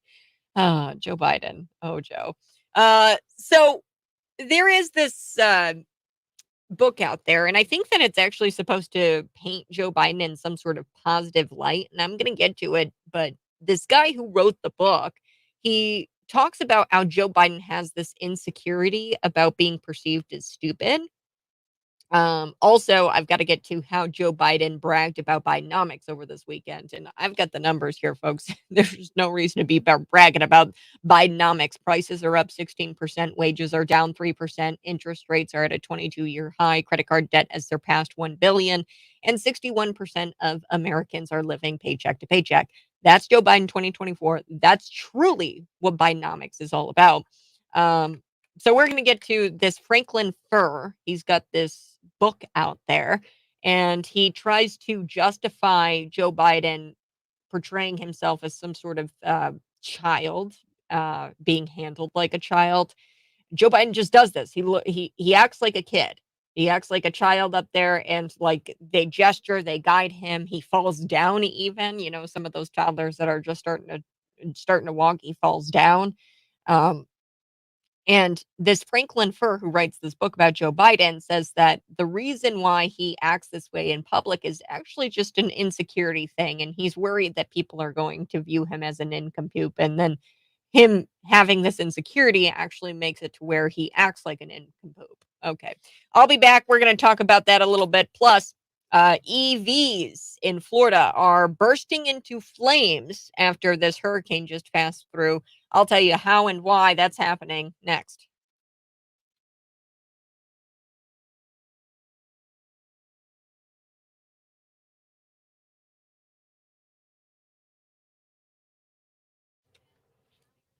He's treated like a senior citizen with full-on dementia and Alzheimer's, like a toddler and baby. Yes, so that is exactly why he's treated like that. It's not because he has an insecurity, and that's why he's worried about being treated like a baby. It's because he has full-on dementia and full-on Alzheimer's. It's very clear, and I've actually discussed this before with y'all. about how I think that Joe Biden actually had a stroke somewhere between January 2017 to November 2020 or 2017. So in that year, you can see a dramatic shift in his appearance. So one thing that has circulated, people are like, "Oh, he's in a skin suit," or "Oh, that's not actually Joe Biden, that's a costume." People aren't too far off because there was a dramatic change in his appearance. Um, if you look at his earlobes, so people have attached earlobes and detached earlobes. That's a hereditary thing. He has one attached and one detached. I think it's Biden's left side. So if you're looking at him, it might be on the right side. So one of the ears appears to be attached and the other one is detached. Now, prior to 2017, they were both detached. It was very clear that his earlobes were detached earlobes. But then you look at Joe Biden from 2017 on, all of the video evidence suggests that his ear has swooped down and has become attached, or at least it's drooping enough to give off the appearance that it is an attached earlobe. I personally think that it's due to a stroke. Joe Biden, I think in the 80s, had a brain aneurysm, and brain aneurysms cause you to have more likelihood to have some sort of stroke because they're really just small strokes, brain aneurysms. It's where the artery in your brain doesn't get enough blood flow to it or something like that. I'm not a doctor, but um, this side of his face is completely changed in appearance, and that would um, likely explain why his appearance dramatically changed in 2017. It was um, shortly after President Donald Trump won the election. I like to say that it was because Donald Trump won the election that that is what caused Joe Biden to have the stroke. He's just so stressed out. Likely in 2017, there were talks about him running for president, and that stressed him out quite a bit, naturally, and that's what provoked the stroke. If you really want my take on it, that's where I'm at with it. Another conspiracy theory, Michael, aka Michelle. um, that's actually not too far off. There is some mild truth to Barack Obama being gay. There is a very credible accusation out there that Barack Obama is, in fact, gay, um, coupled with evidence, letters that were signed by him to an ex girlfriend of his at the time, where he disclosed that he fantasized about having sexual relations with men. And these letters were sold to the Emory archives, and they were redacted. Versions of it were redacted, and it's out there for public consumption. However, the unredacted versions remains intact at this Emory archives, Emory University. And there's been people who have gone there and have written down in pencil the redacted part of that paragraph in these letters to his ex girlfriend. Um, what's her name? McNear. And he discloses that he has fantasies about having sex with men to this girlfriend. So we'll have to see this interview that Tucker has done with this man who allegedly had sex a couple of times with Barack Obama and did coke with Barack Obama. Sat down with Tucker, and they're going to possibly do an interview together tonight. So I think that's going to drop tonight. So that would be huge. If you're curious about the Joe Biden and him having a stroke, I encourage you to sift through the videos dating back from 2016, 2015, Joe Biden all the way up until 2017. So post Trump inauguration, looks like somewhere between January to November 2017 is where he might have had that stroke. That's the timeline there. So I do think that he had a massive stroke, and they were covering it up. And they've covered it up, and it would make sense, right? He had a brain aneurysm years ago, and I wouldn't be shocked if he did have a stroke, and they covered it up and they pushed him out there anyway. That is elder abuse. Elder abuse is a real thing. Don't dismiss that as like, oh, yeah, people call it elder abuse. No, that's real. And, from scams to all kinds of things, elder abuse is a big deal here in America. And of course, the White House and the presidency, it's no exception. They are using Joe Biden as some sort of placeholder um, to get what they want. And having a duly elected president there would be problematic to the regime and to these people who want to see the country fall apart. Well, the votes don't add up. If 141 million people voted and Joe Biden or Donald Trump got 76 million votes, how did pedophile Joe get 82 million? The numbers don't add up. Yeah. Really interesting in the state of Illinois. Um, there's some numbers that don't add up quite. It appears that the Republican candidates for governor have never really gained any, like, from um, who was it? Patrick Quinn. It's interesting once you get into the numbers and how none of them seem to add up. I'll be back. Hold on.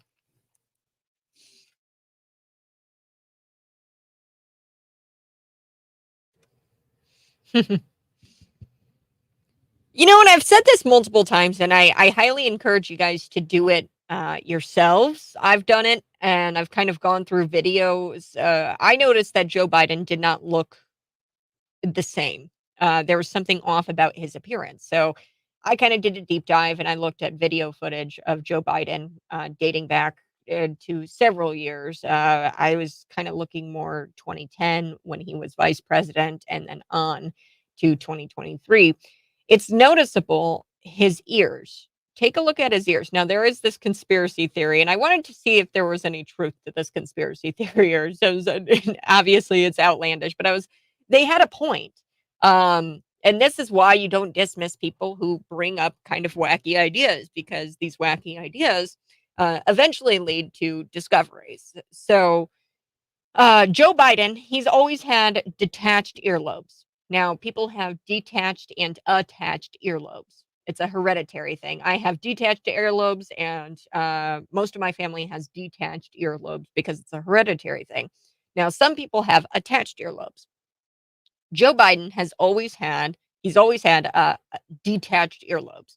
Now, when you look from January 2017 to November 2017, that is the period of time in which I think he had to have had a stroke. So November of 2017 is where you really start to see the ear. I think it's on his left side. So when you're looking straight on, you look at the right side. There's an ear that droops down and it appears to be attached. And I'm sorry, I know this sounds very conspiratorial, but it's the best possible explanation for this dramatic change in appearance when it comes to something that's hereditary, like his ears. I think he had a stroke, a massive stroke, that caused his face on this left side to droop down enough to cause this appearance of this attached earlobe. And if you watch his eyes start to really change after, or like in this time period, January 2017 to November 2017 is where I think I've nailed down that time where I think that's where the stroke had to have happened. Um, because he kind of took a hiatus too from public appearances as well during that time. So yeah, he's had strokes in the past. I think it was in the 80s he had, or strokes, brain aneurysms. So brain aneurysms, I'm not a doctor, so full disclosure if I get this wrong, but from what I understand, brain aneurysms are kind of like mini strokes. It's where, like, for a second the blood in this artery in your brain stops feeding blood to your brain or something like that, and in a stroke, it just completely stops for a long period of time. Brain aneurysms, it's kind of like it stops for a second or something. But brain aneurysm strokes of the same family. So it wouldn't be, and I've heard that if you have brain aneurysms, you're more susceptible to a stroke later on. It wouldn't shock me if he had some sort of stroke, which would explain why he is so mentally incapable and why he has physical incapabilities. And at the end of the day, it's truly elder abuse if that were to have happened. Now, I don't know because I'm not in Joe Biden's inner circle. He hasn't released medical records to the public. And it was a big deal. We wanted his medical records, but they refused to release those to the public. I don't know. That is the most logical explanation that I can come up with to explain why his ears don't look the don't look the same at all. With age, yes, things start to droop, things start to look a little bit different. You're not going to look the same as you did when you were 15 to 50, right? There's dramatic changes in your appearance. However, basic hereditary things like your earlobes changing that much, there's got to be a better explanation for that. And I believe that he had some sort of stroke in 2017, and they covered it up and they pushed him out there anyway, and they got him to run against Donald Trump in 2020. And to me, friends, that's elder abuse. Elder abuse is a real thing, and the White House is no exception for committing this act of elder abuse. I truly believe that. 309-451-9299. You can always text in and you can comment on the YouTube live stream, Facebook live stream, Twitter live stream. I am wearing my Praise shirt today. I got this from Rooted Apparel. Rooted Apparel co.com is where you can get all of your Christian apparel. And you get the 20% off if you use promo code CAT, C-A-T, at checkout. And you get 20% off. And quick story, and then I gotta get to this. This is an incredible story. The supermarket chain makes this desperate attempt to try to stop shoplifting, but I'm not too sure how this is going to stop shoplifting. They're taking all of the brand name products off of the shelves. They claim that people like to steal brand name products. I don't know. I think it's just a coincidence. I don't think people who are stealing criminals stop and they're like, yeah, I'd rather get the Tide instead of the off-brand laundry detergent. But we're gonna get to that real quick. Story about my Christian apparel that I get from Rooted Apparel. I was wearing my Jesus is King shirt, and I was down south, and down south they love Jesus and they love Trump. I actually went into a couple of Trump stores. Like, imagine buying a storefront or renting a storefront. That's not cheap. Okay, especially in like prime real estate locations, touristy type areas. They buy out the storefront and then they sell just Trump merchandise, which is incredible. But it's the Bible Belt. There's a church. You can't throw a baseball without hitting a church, right? I mean, there's a church on every corner. And I was in this Walmart and we were getting a couple of things. And this guy reads my shirt and he says, Jesus is king. And he goes, yes, Jesus is king and he's coming back. And I was just so happy. I like smiled and I said, yes. It was incredible to be in fellowship with like-minded individuals, people who are also Christian down south. And my Jesus is King shirt actually started up a conversation about the book of Revelations. So get your Rooted Apparel today. It's promo code CAT, C-A-T, at checkout, rootedapparelco.com. Now, let's get to the supermarket chain, and then a little bit later, I've got to talk about these EVs and how they're failing in Florida. They are actually bursting into flames after this hurricane had just ripped through Florida, causing massive flooding. So we're going to get to that. America has a grocery problem. We've got multiple grocery problems. One is that Joe Biden and his economy, Bidenomics, it's causing these food prices to skyrocket through 2024. The other problem is that people love stealing their favorite brands from their grocery stores nowadays. You would think that the two are related. I think the two are related, but that would require, if we were going to make this relation, it would require us holding progressives accountable for the consequences of their policies. Bidenomics, the stealing, the two are directly related. Like many supermarket chains, this Washington, D.C. based Giant Foods, they've got a real big problem with people stealing massive amounts of merchandise. So what's their solution? It's not to oppose the progressive leaders or the progressive policies that have caused so much crime. No. Instead, Giant Foods, they are removing all of the brand name products from their DC stores. So the hypothesis is that stealing these no-frill items would be beneath criminals. So the criminals, they're not going to steal the off-brand soap. They only want the brand name stuff. I don't get it. I don't understand what the goal is here. They're trying to stop shoplifting, but I don't understand how they expect that to happen. So they're going to remove some high theft merchandise like Tide laundry detergent, Dove soap, Degree deodorant, Pantene shampoo to try to curb their losses. Quote, this is Diane Hicks. She's the senior vice president of operations. She said this during a walkthrough with officials from the DC mayor's office, the city's police, and the fire departments, and the Chamber of Commerce. So she's sitting there and she's walking them through the store, and she goes, we have no other choice. She also added that the nearby stores have locked up all of their prices in the products in the aisles. So what the other grocery stores are doing in the nearby area, they're locking up their Tide soap. So you have to get a security guard to come and unlock the Tide soap and for you to buy it.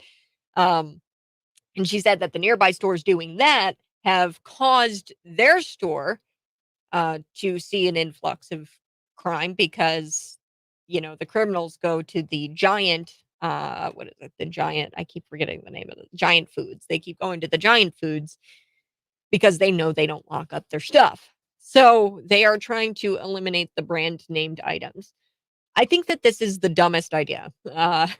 Taking the brand name, they're just going to wind up stealing the off-brand stuff now. I don't think the criminal is going to be like, well, I can't commit crime now because you took my Tide away. No, the whole point of stealing it is to steal it.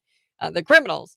I don't think it's the dumbest idea. The dumbest idea is cities that are suing car companies. And I've talked about this before. Kia, Hyundai are the amount of cars that are stolen with these couple of car companies, it's astronomical. I mean, they are seeing cars stolen, but the cities are actually going after the car companies for, I guess, making their cars so easy to steal. No. We're not going to blame the car thieves. No, no. And we can't possibly blame the car thieves. And we're not going to blame the communist China owned social media app, TikTok, where these viral trends of how to steal the car, they go viral and people learn how to steal a car with nothing but like a paperclip and a screwdriver or something. We're not going to blame that. We're not going to blame the communist China app. We're not going to blame the car thieves. We're going to blame the car companies for making their cars too easy to steal. Makes sense.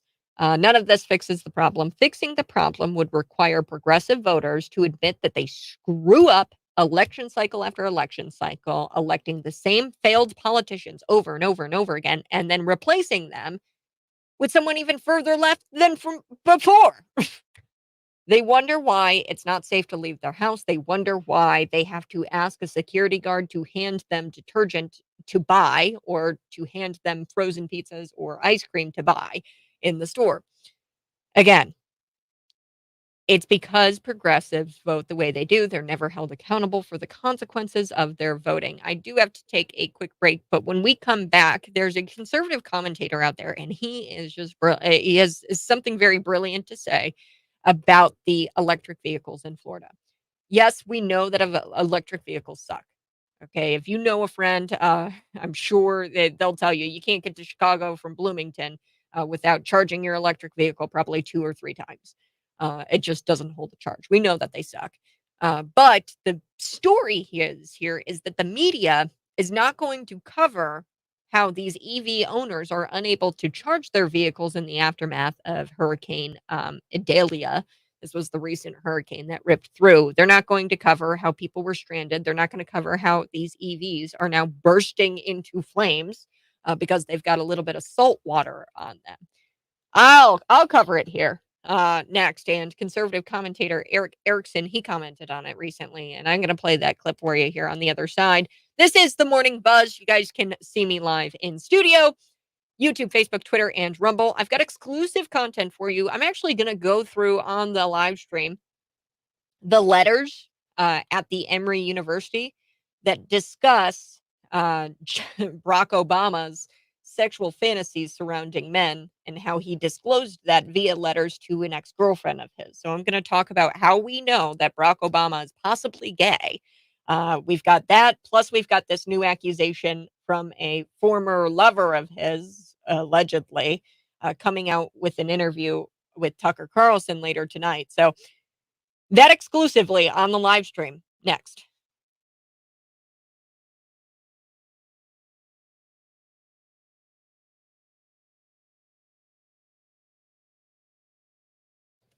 You can't find it on Rumble. You can try Cities 92.9. Maybe try typing that in. I will find the link here and send it in the comment section.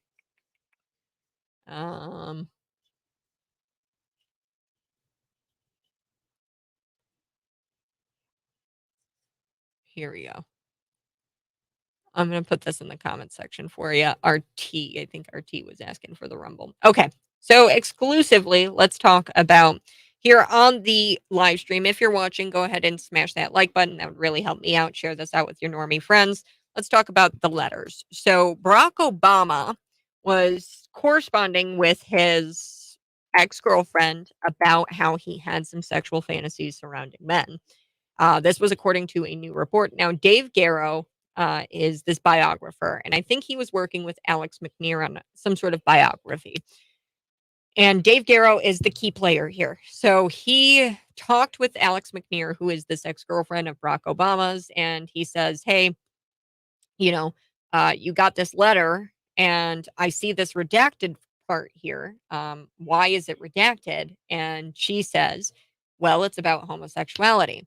So then he goes on this little mission to find out what that redacted version or redacted portion of that letter says. And she said that, hey, I sold it to this Emory University. So David Garrow, this biographer, said that around when his first book, Rising Star, came out in 2017, Alex McNear, the ex-girlfriend, sold the originals and it ended up at Emory University. David Garrow said that when Emory got the letters, they did send out a press release. So when she actually sold them, they sent out a press release and they said, hey, we've gotten these rare letters from Barack Obama. But they didn't mention anything about the sensitive content, about homosexuality. So the biographer, Dave Garrow, he sent a friend to the Emory archives. And the friend was tasked with this, hey, read the letters because you can't take the letters. Read the letters and then copy what down in pencil what's redacted. So that's what the friend did. Brock writes to Alex about how he repeatedly fantasized about making love to men. Now, what we've got here is this fellow who sat down with Tucker Carlson and makes a pretty credible accusation. I don't see any kind of benefit to coming out and saying this kind of stuff, really. But this fellow says that he did coke with Barack Obama and that he had sex with him a couple of times, according to the teaser here. Now, Tucker Carlson is supposed to drop that interview, I think, today at some point, but it's not so much the gay. It's not gay sex that's interesting. It's not the coke that's interesting because politicians do this stuff all of the time. Look at Hunter Biden. There's even people on the right who do this stuff. I mean, we've seen what happens when people on the right do this sort of stuff. Matt Gaetz, okay, if he's like some sort of partier or something like that. Was it Matt Gaetz? No, it was oh gosh, what's that fellow's name? I'm gonna look this up. I know his name. It's on the tip of my tongue. I've met him before. He's one of the younger congressmen. If you remember it before I look it up, just kind of send it to me. Madison Cawthorn, that's right. So there was this huge thing, CNN covered it, and they said that this North Carolina Republican, Madison Cawthorn, I don't know how true this is. I'm sure that Madison, like a lot of Congress people, critters, they party a lot, okay? And he's a young guy. I wouldn't be shocked if he partied. Now, to the extent of what CNN was reporting, I doubt that any of that is true, that he was invited to an orgy or blah, blah, blah. Now, actually, he was the one who came out and talked about this, Madison Cawthorn. He talked about, how people in Congress participate in orgies and participate in nefarious activity, doing cocaine. He says that he sees people all of the time doing cocaine. Now, he's been charged himself, Madison Cawthorn, with driving with a revoked driver's license. I wouldn't doubt that he has behaved inappropriately. Now, I don't think to the extent of possibly Obama, but because he was honest about it, right? Madison Cawthorn was honest about it, and he said people in Washington, including myself, cocaine parties, things like that. That's Madison Cawthorn. Politicians do that kind of stuff all of the time. That's not really news. What's news is Barack Obama is not being held accountable for that in the same way a Republican has been Madison Cawthorn, i.e. And so what's really interesting is that there is no accountability for it. And I mean, we've got Barack Obama. He sits up there and he says that he loves his wife. He's got these couple of kids. And the media just doesn't want to touch that.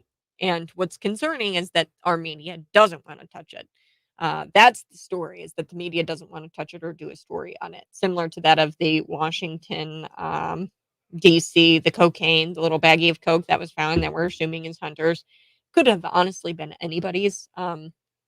Now, it makes sense that it was Hunter's because he was there at the White House. You kind of get the timeline down. But a lot of these Congress critters do coke. Okay, like I'm not shocked by that at all. What's shocking is that the media is complicit in covering this all up for 20 plus years. I mean, this was 1999. So, and the questions are, hey, is Barack Obama still doing this? Not to mention this paddleboarder that was found outside of his house. They said that it was an accident. There's things that didn't quite line up. They omitted certain things from the police report about that incident. When you have bad actors acting in ways that involve cocaine, drugs, sexual promiscuity, it breeds more issues. So yeah, the media should be covering this.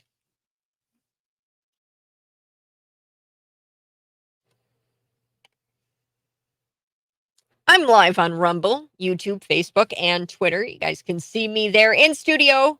This is Kat Peterson, the Morning Buzz. You can actually see my shirt. It says pray. When everything is uncertain, one thing is for certain: we can remain rooted in Christ and just continue to pray for America. That's why I've got my pray shirt on. It's from rootedapparelcode.com. Promo code CAT, C-A-T, at checkout for 20% off. Now, before we took the break, I was telling you a little bit about these Florida electric vehicles, and this is a big EV fail.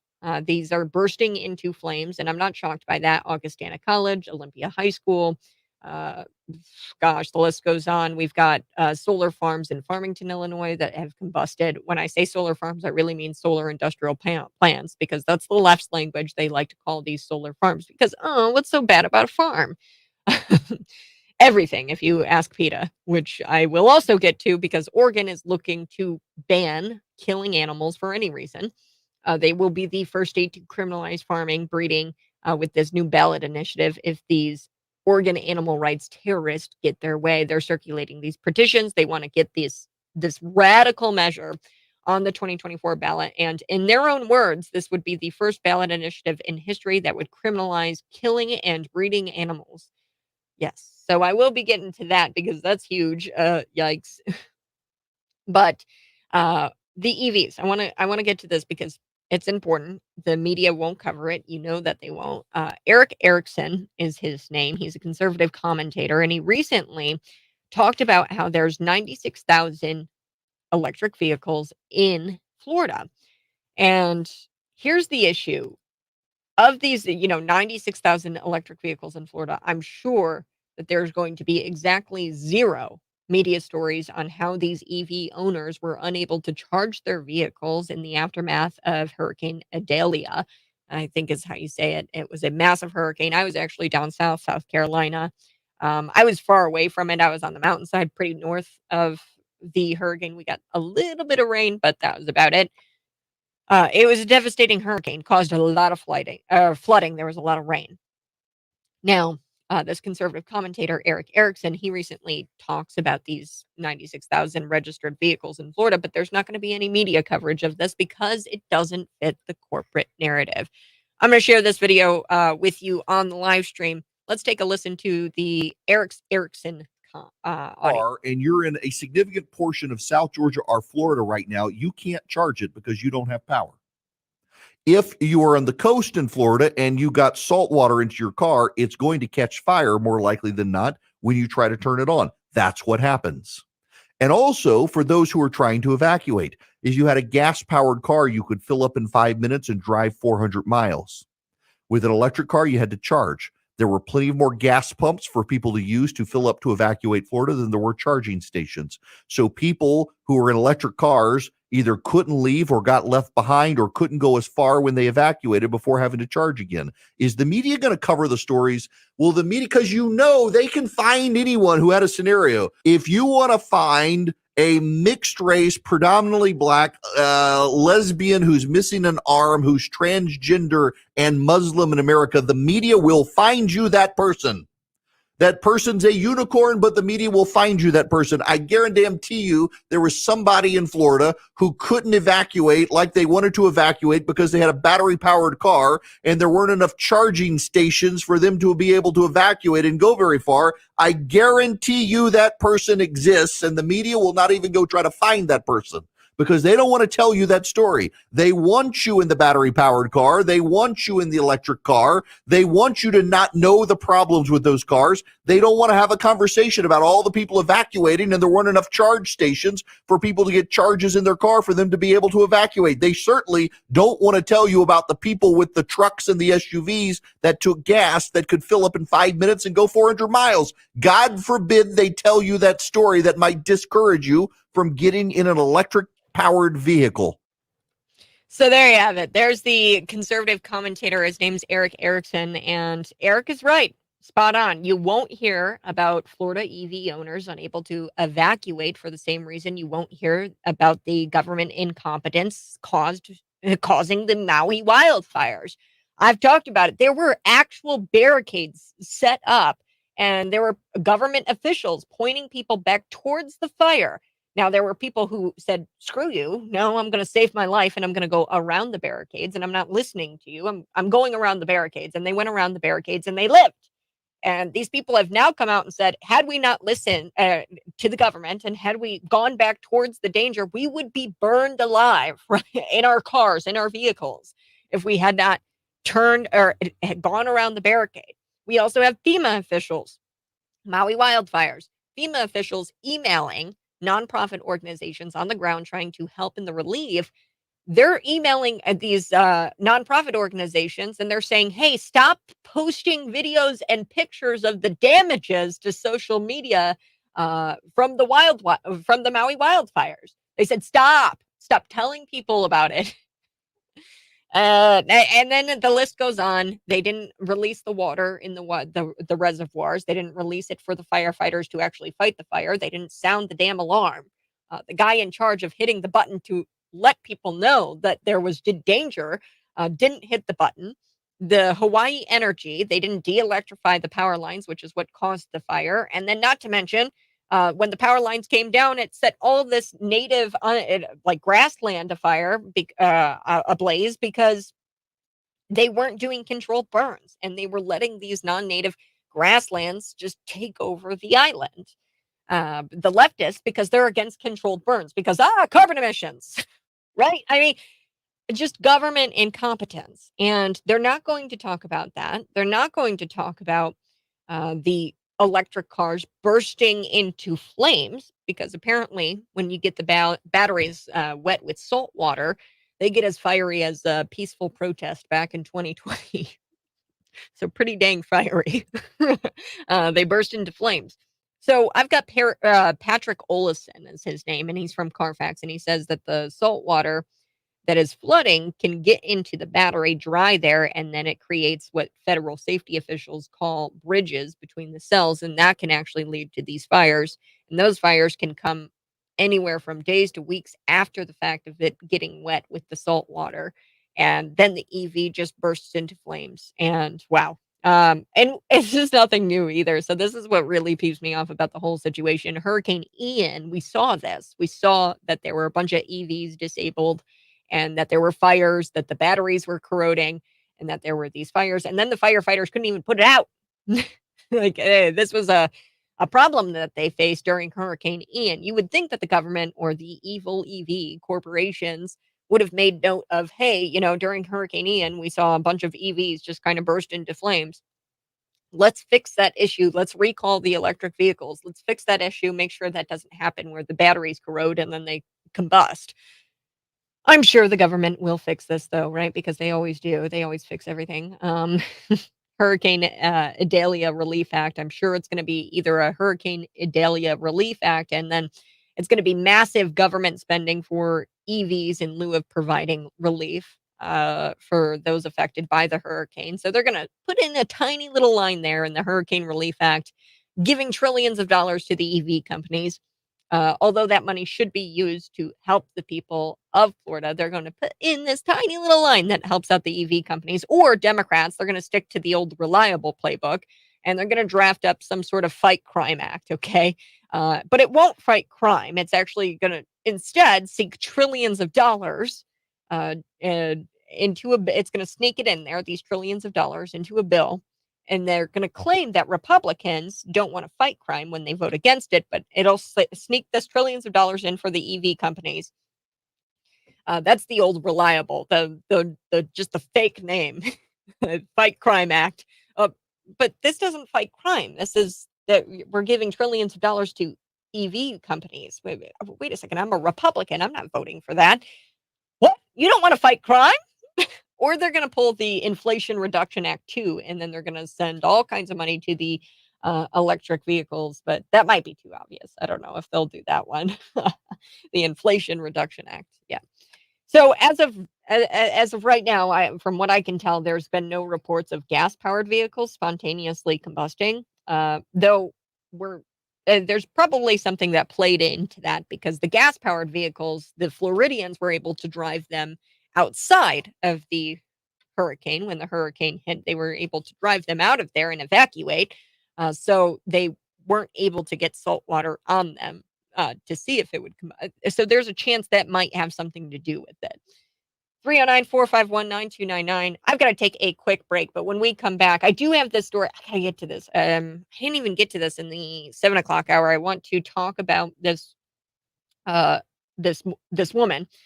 She's a mother, and man, I can't believe that this happened to her. So there's a lawsuit, and the school district kept this daughter's transition a secret. So she was transitioning from female to male, and the school kept that a secret from the parent. Ultimately, the girl was bullied. She wound up running away because she didn't have the support of her parents. But the school district made sure of that. And she was bullied. She ran away, and then she was sex trafficked. So for months, she was sex trafficked. Now there's a lawsuit. The parents are filing a lawsuit against the school district for keeping this daughter's transition a secret from the parents. That's next on The Buzz.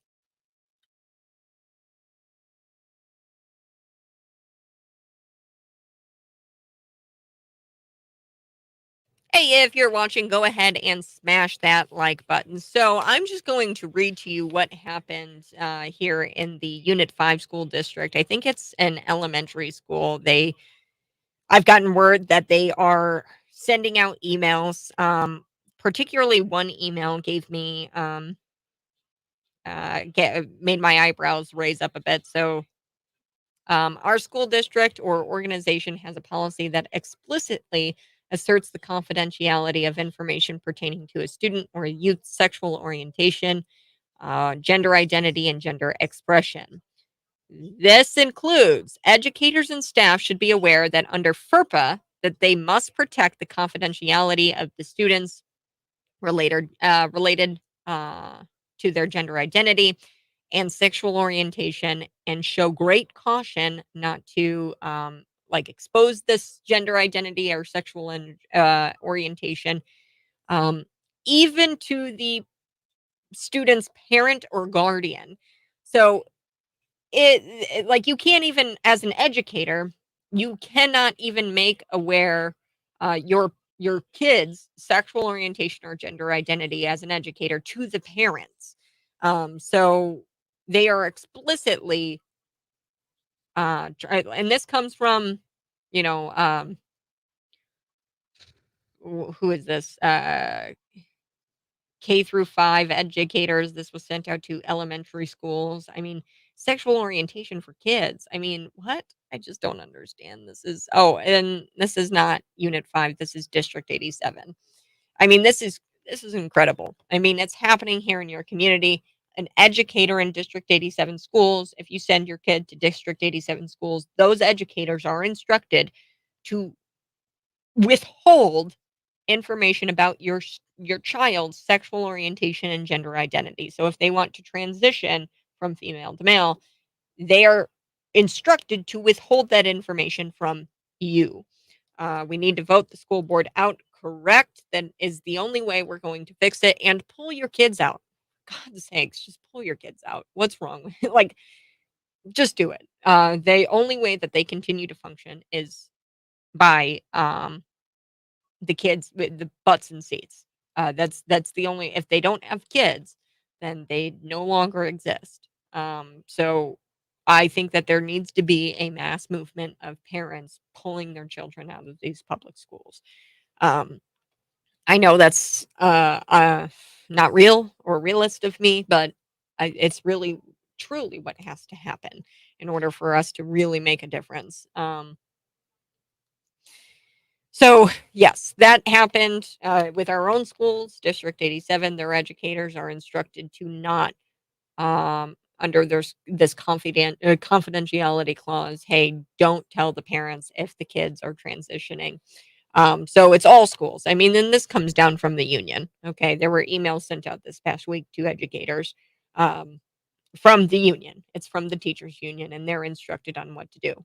Um, Now I've got this story about Michelle Blair. Now she's the mother of this little girl named Sage, and she's filing a lawsuit against the County Board of Education and the district staff, as well as the Baltimore area public defender, who is accused in the lawsuit of conducting, quote, a series of acts aimed at depriving Miss Blair of custody of her daughter and keeping Sage in Maryland to be affirmed in a male identity. So they were trying, I mean, you have public defenders, you have politicians, you have lawyers who are trying to uh, take away custody of the parents. They want your kids. They want your kids in their custody.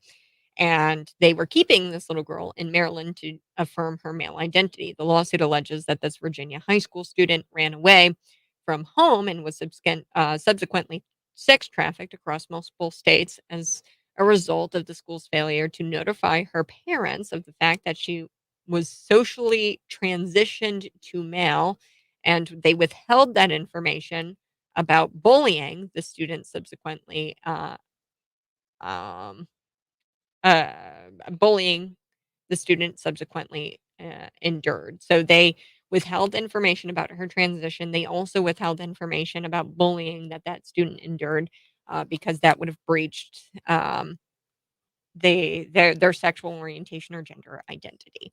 So, in other words, the school purposely withheld critical information about the student, then foolishly assumed that they knew what was best to raise that child, all while deceiving her parents about the true ramifications of what was going on. So, they were deceiving her, the parents, the mom, about what was going on with their kid. The parents are no longer seen as authority figures. Instead, they are gaslit and lied to in um, some sick national abuse campaign to transition and sexualize innocent students. Um, and it's a national issue. Let's get into the details.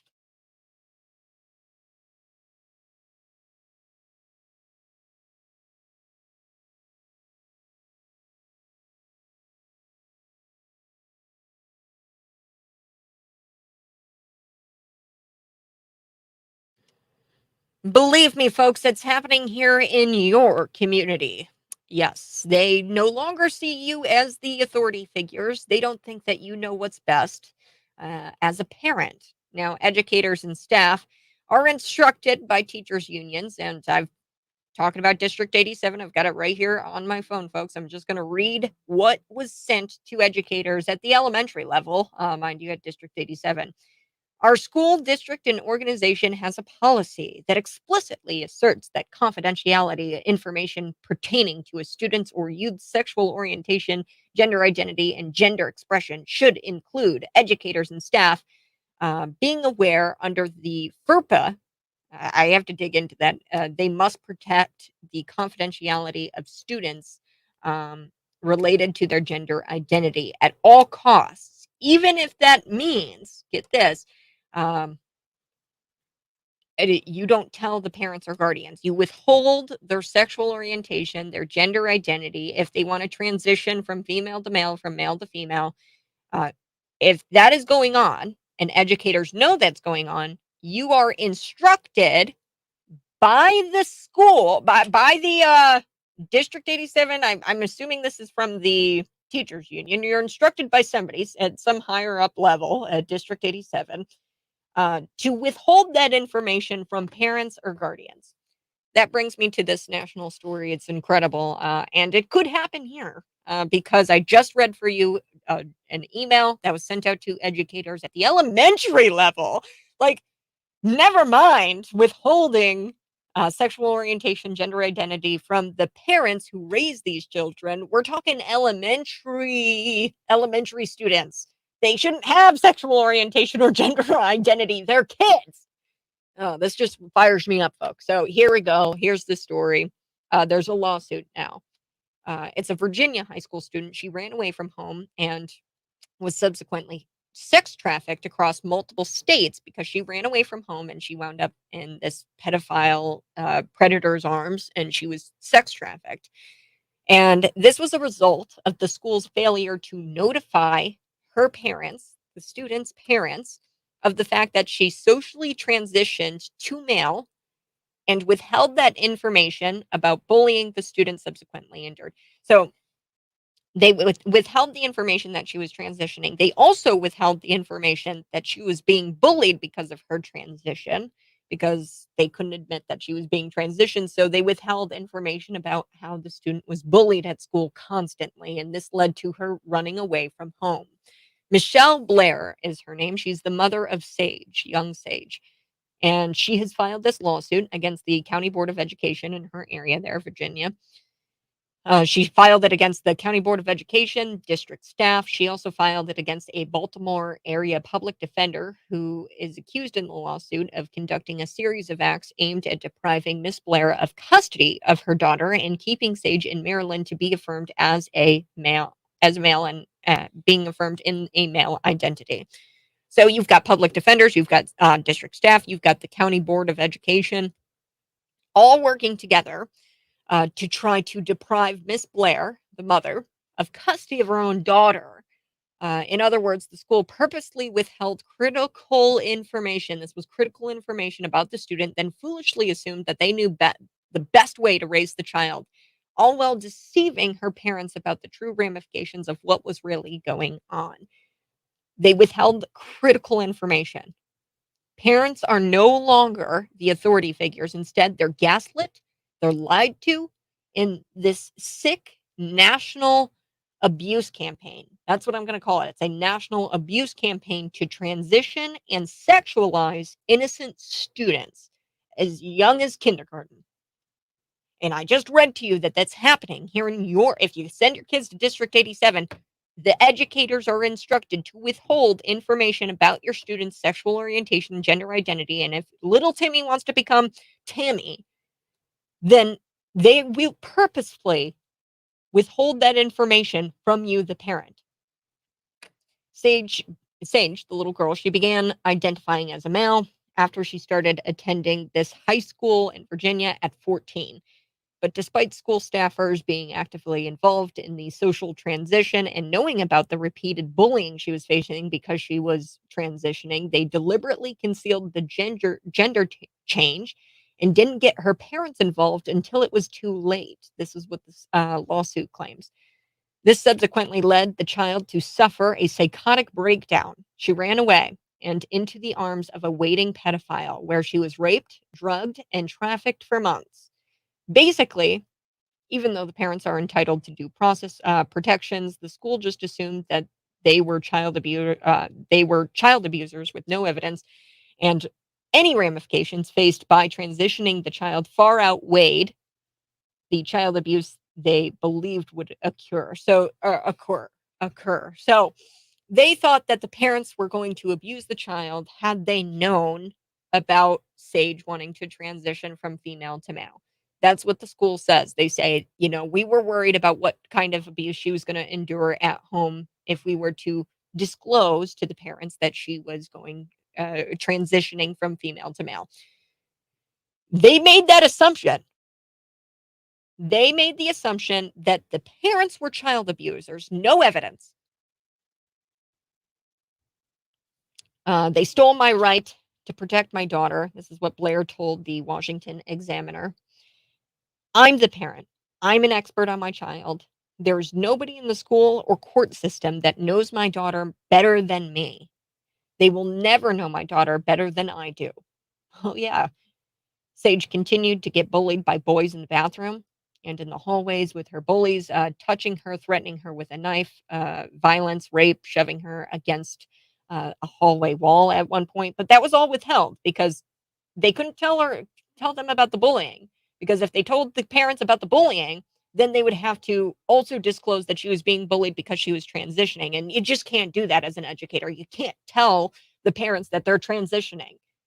The school officials were encouraging her to use the boys' bathroom, even though they knew she was being threatened and sexually assaulted. So she perceived herself, that she wasn't safe, and she runs away from home. So she was being threatened at school. She was being bullied, so she felt no longer safe. So she ran away from home. After she was rescued, the state actually took custody of Sage because Baltimore public defender, Asina Khan is her name, claimed that the parents were not sufficiently affirming Sage's new gender identity, is what the lawsuit says. The entire story is just baffling, although it's not really surprising. This sorts of stuff is happening all across the country. I told you it's happening here at District 87. The educators are instructed, if the kid is transitioning, you withhold that from the parents. No, at all costs. You have to protect the student's confidentiality. Minors are encouraged to make decisions leading to irreversible harm, all without their parents' consent. It's time parents take back their natural authority to parent their own children. You need to take back your authority. Get your kids out of public schools. I've been saying it for 2 years now. 309-451-9299. You can text me. You can also see me live in the studio, Facebook, YouTube, Twitter, and Rumble. I'll be back. We're going to wrap up the show. I've got a story here about Oregon. PETA, Oregon, is looking to become the first state to ban killing animals and breeding animals. That's next.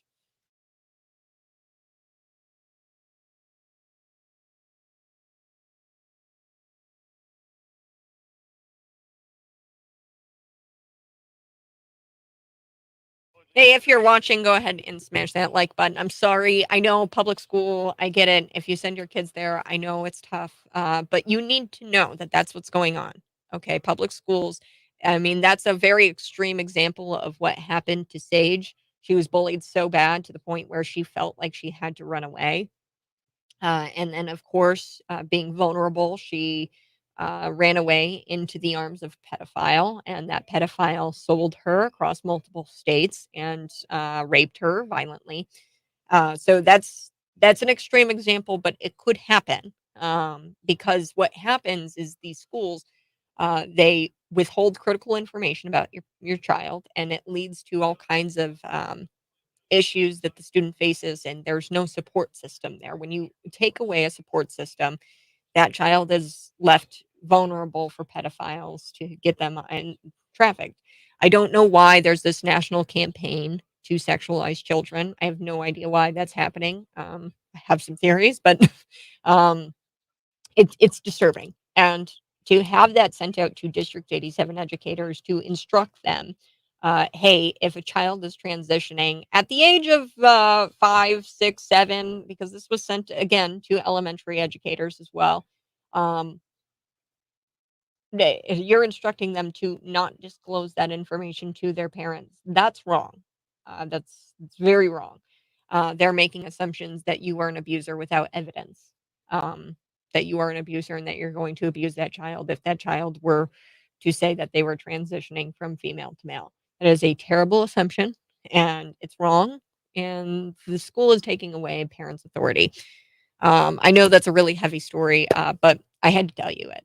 So we're going to come back. We're going to talk a little bit about Oregon and how they are looking to become the first state to criminalize farming and breeding with this new ballot initiative. So Oregon animal rights terrorists are circulating these petitions to put a radical measure on the 2024 ballot.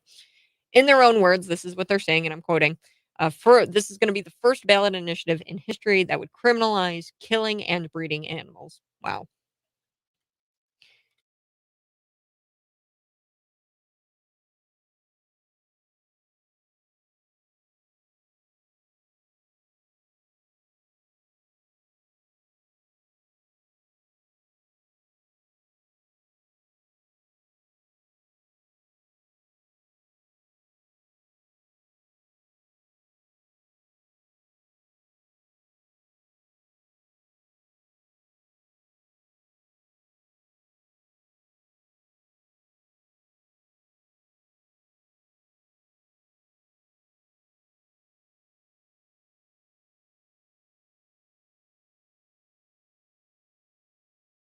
All right, we're going to be back in about 40 seconds, and we're going to talk about the Oregon story. I don't think I'm going to have time for this legal migrant story. He was arrested 14 times in only like a 2-month span in New York City.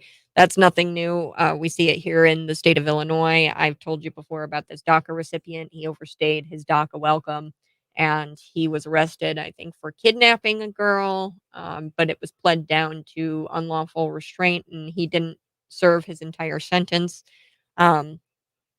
Of 6 years. He was released on his own recognizance or something like that, or like, with supervision or something. But he's a repeat offender. So eventually he escalated to the point where he stabbed a different girlfriend recently in 2023, and I think he's still at large.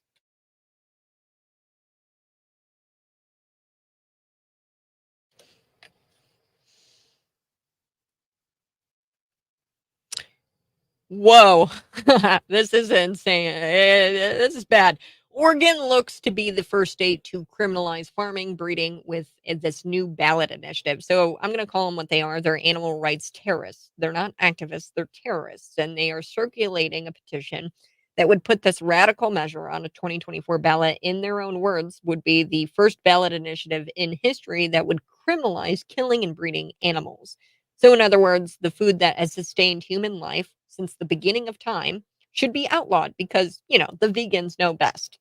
309-451-9299. You can always text in and be a part of the show. I'm live in studio, YouTube, Facebook, Twitter, and Rumble. The bill, it aims to criminalize killing animals, including for food, hunting, fishing, criminalizes breeding practices. It also removes the domestic status of animals. So if you want a cat, that's a domestic animal. You can't have a cat anymore. That's what I'm understanding with this removal of the domestic animal exceptions from the Oregon laws. So it would be also criminal to artificially inseminate, and they equated the artificial insemination to sexual assault of an animal. Yes. If you're a cow farmer, you understand what artificial insemination is and why it's important. I'm not going to get into it, but the bill is so radical, it also is going to criminalize pest control. So now you have to live with cockroaches and mice. So, look, I mean, mass producing plant foods. Like, what else are we going to eat if not meat? Okay, what else are we going to eat? We're going to have to eat plants. And you are destroying entire ecosystems by killing these plants, and by harvesting these plants, you're killing the birds, the mice, the insects, all these other animals. Subsequently, vegans, you've got more blood on your hands than us meat eaters. Okay?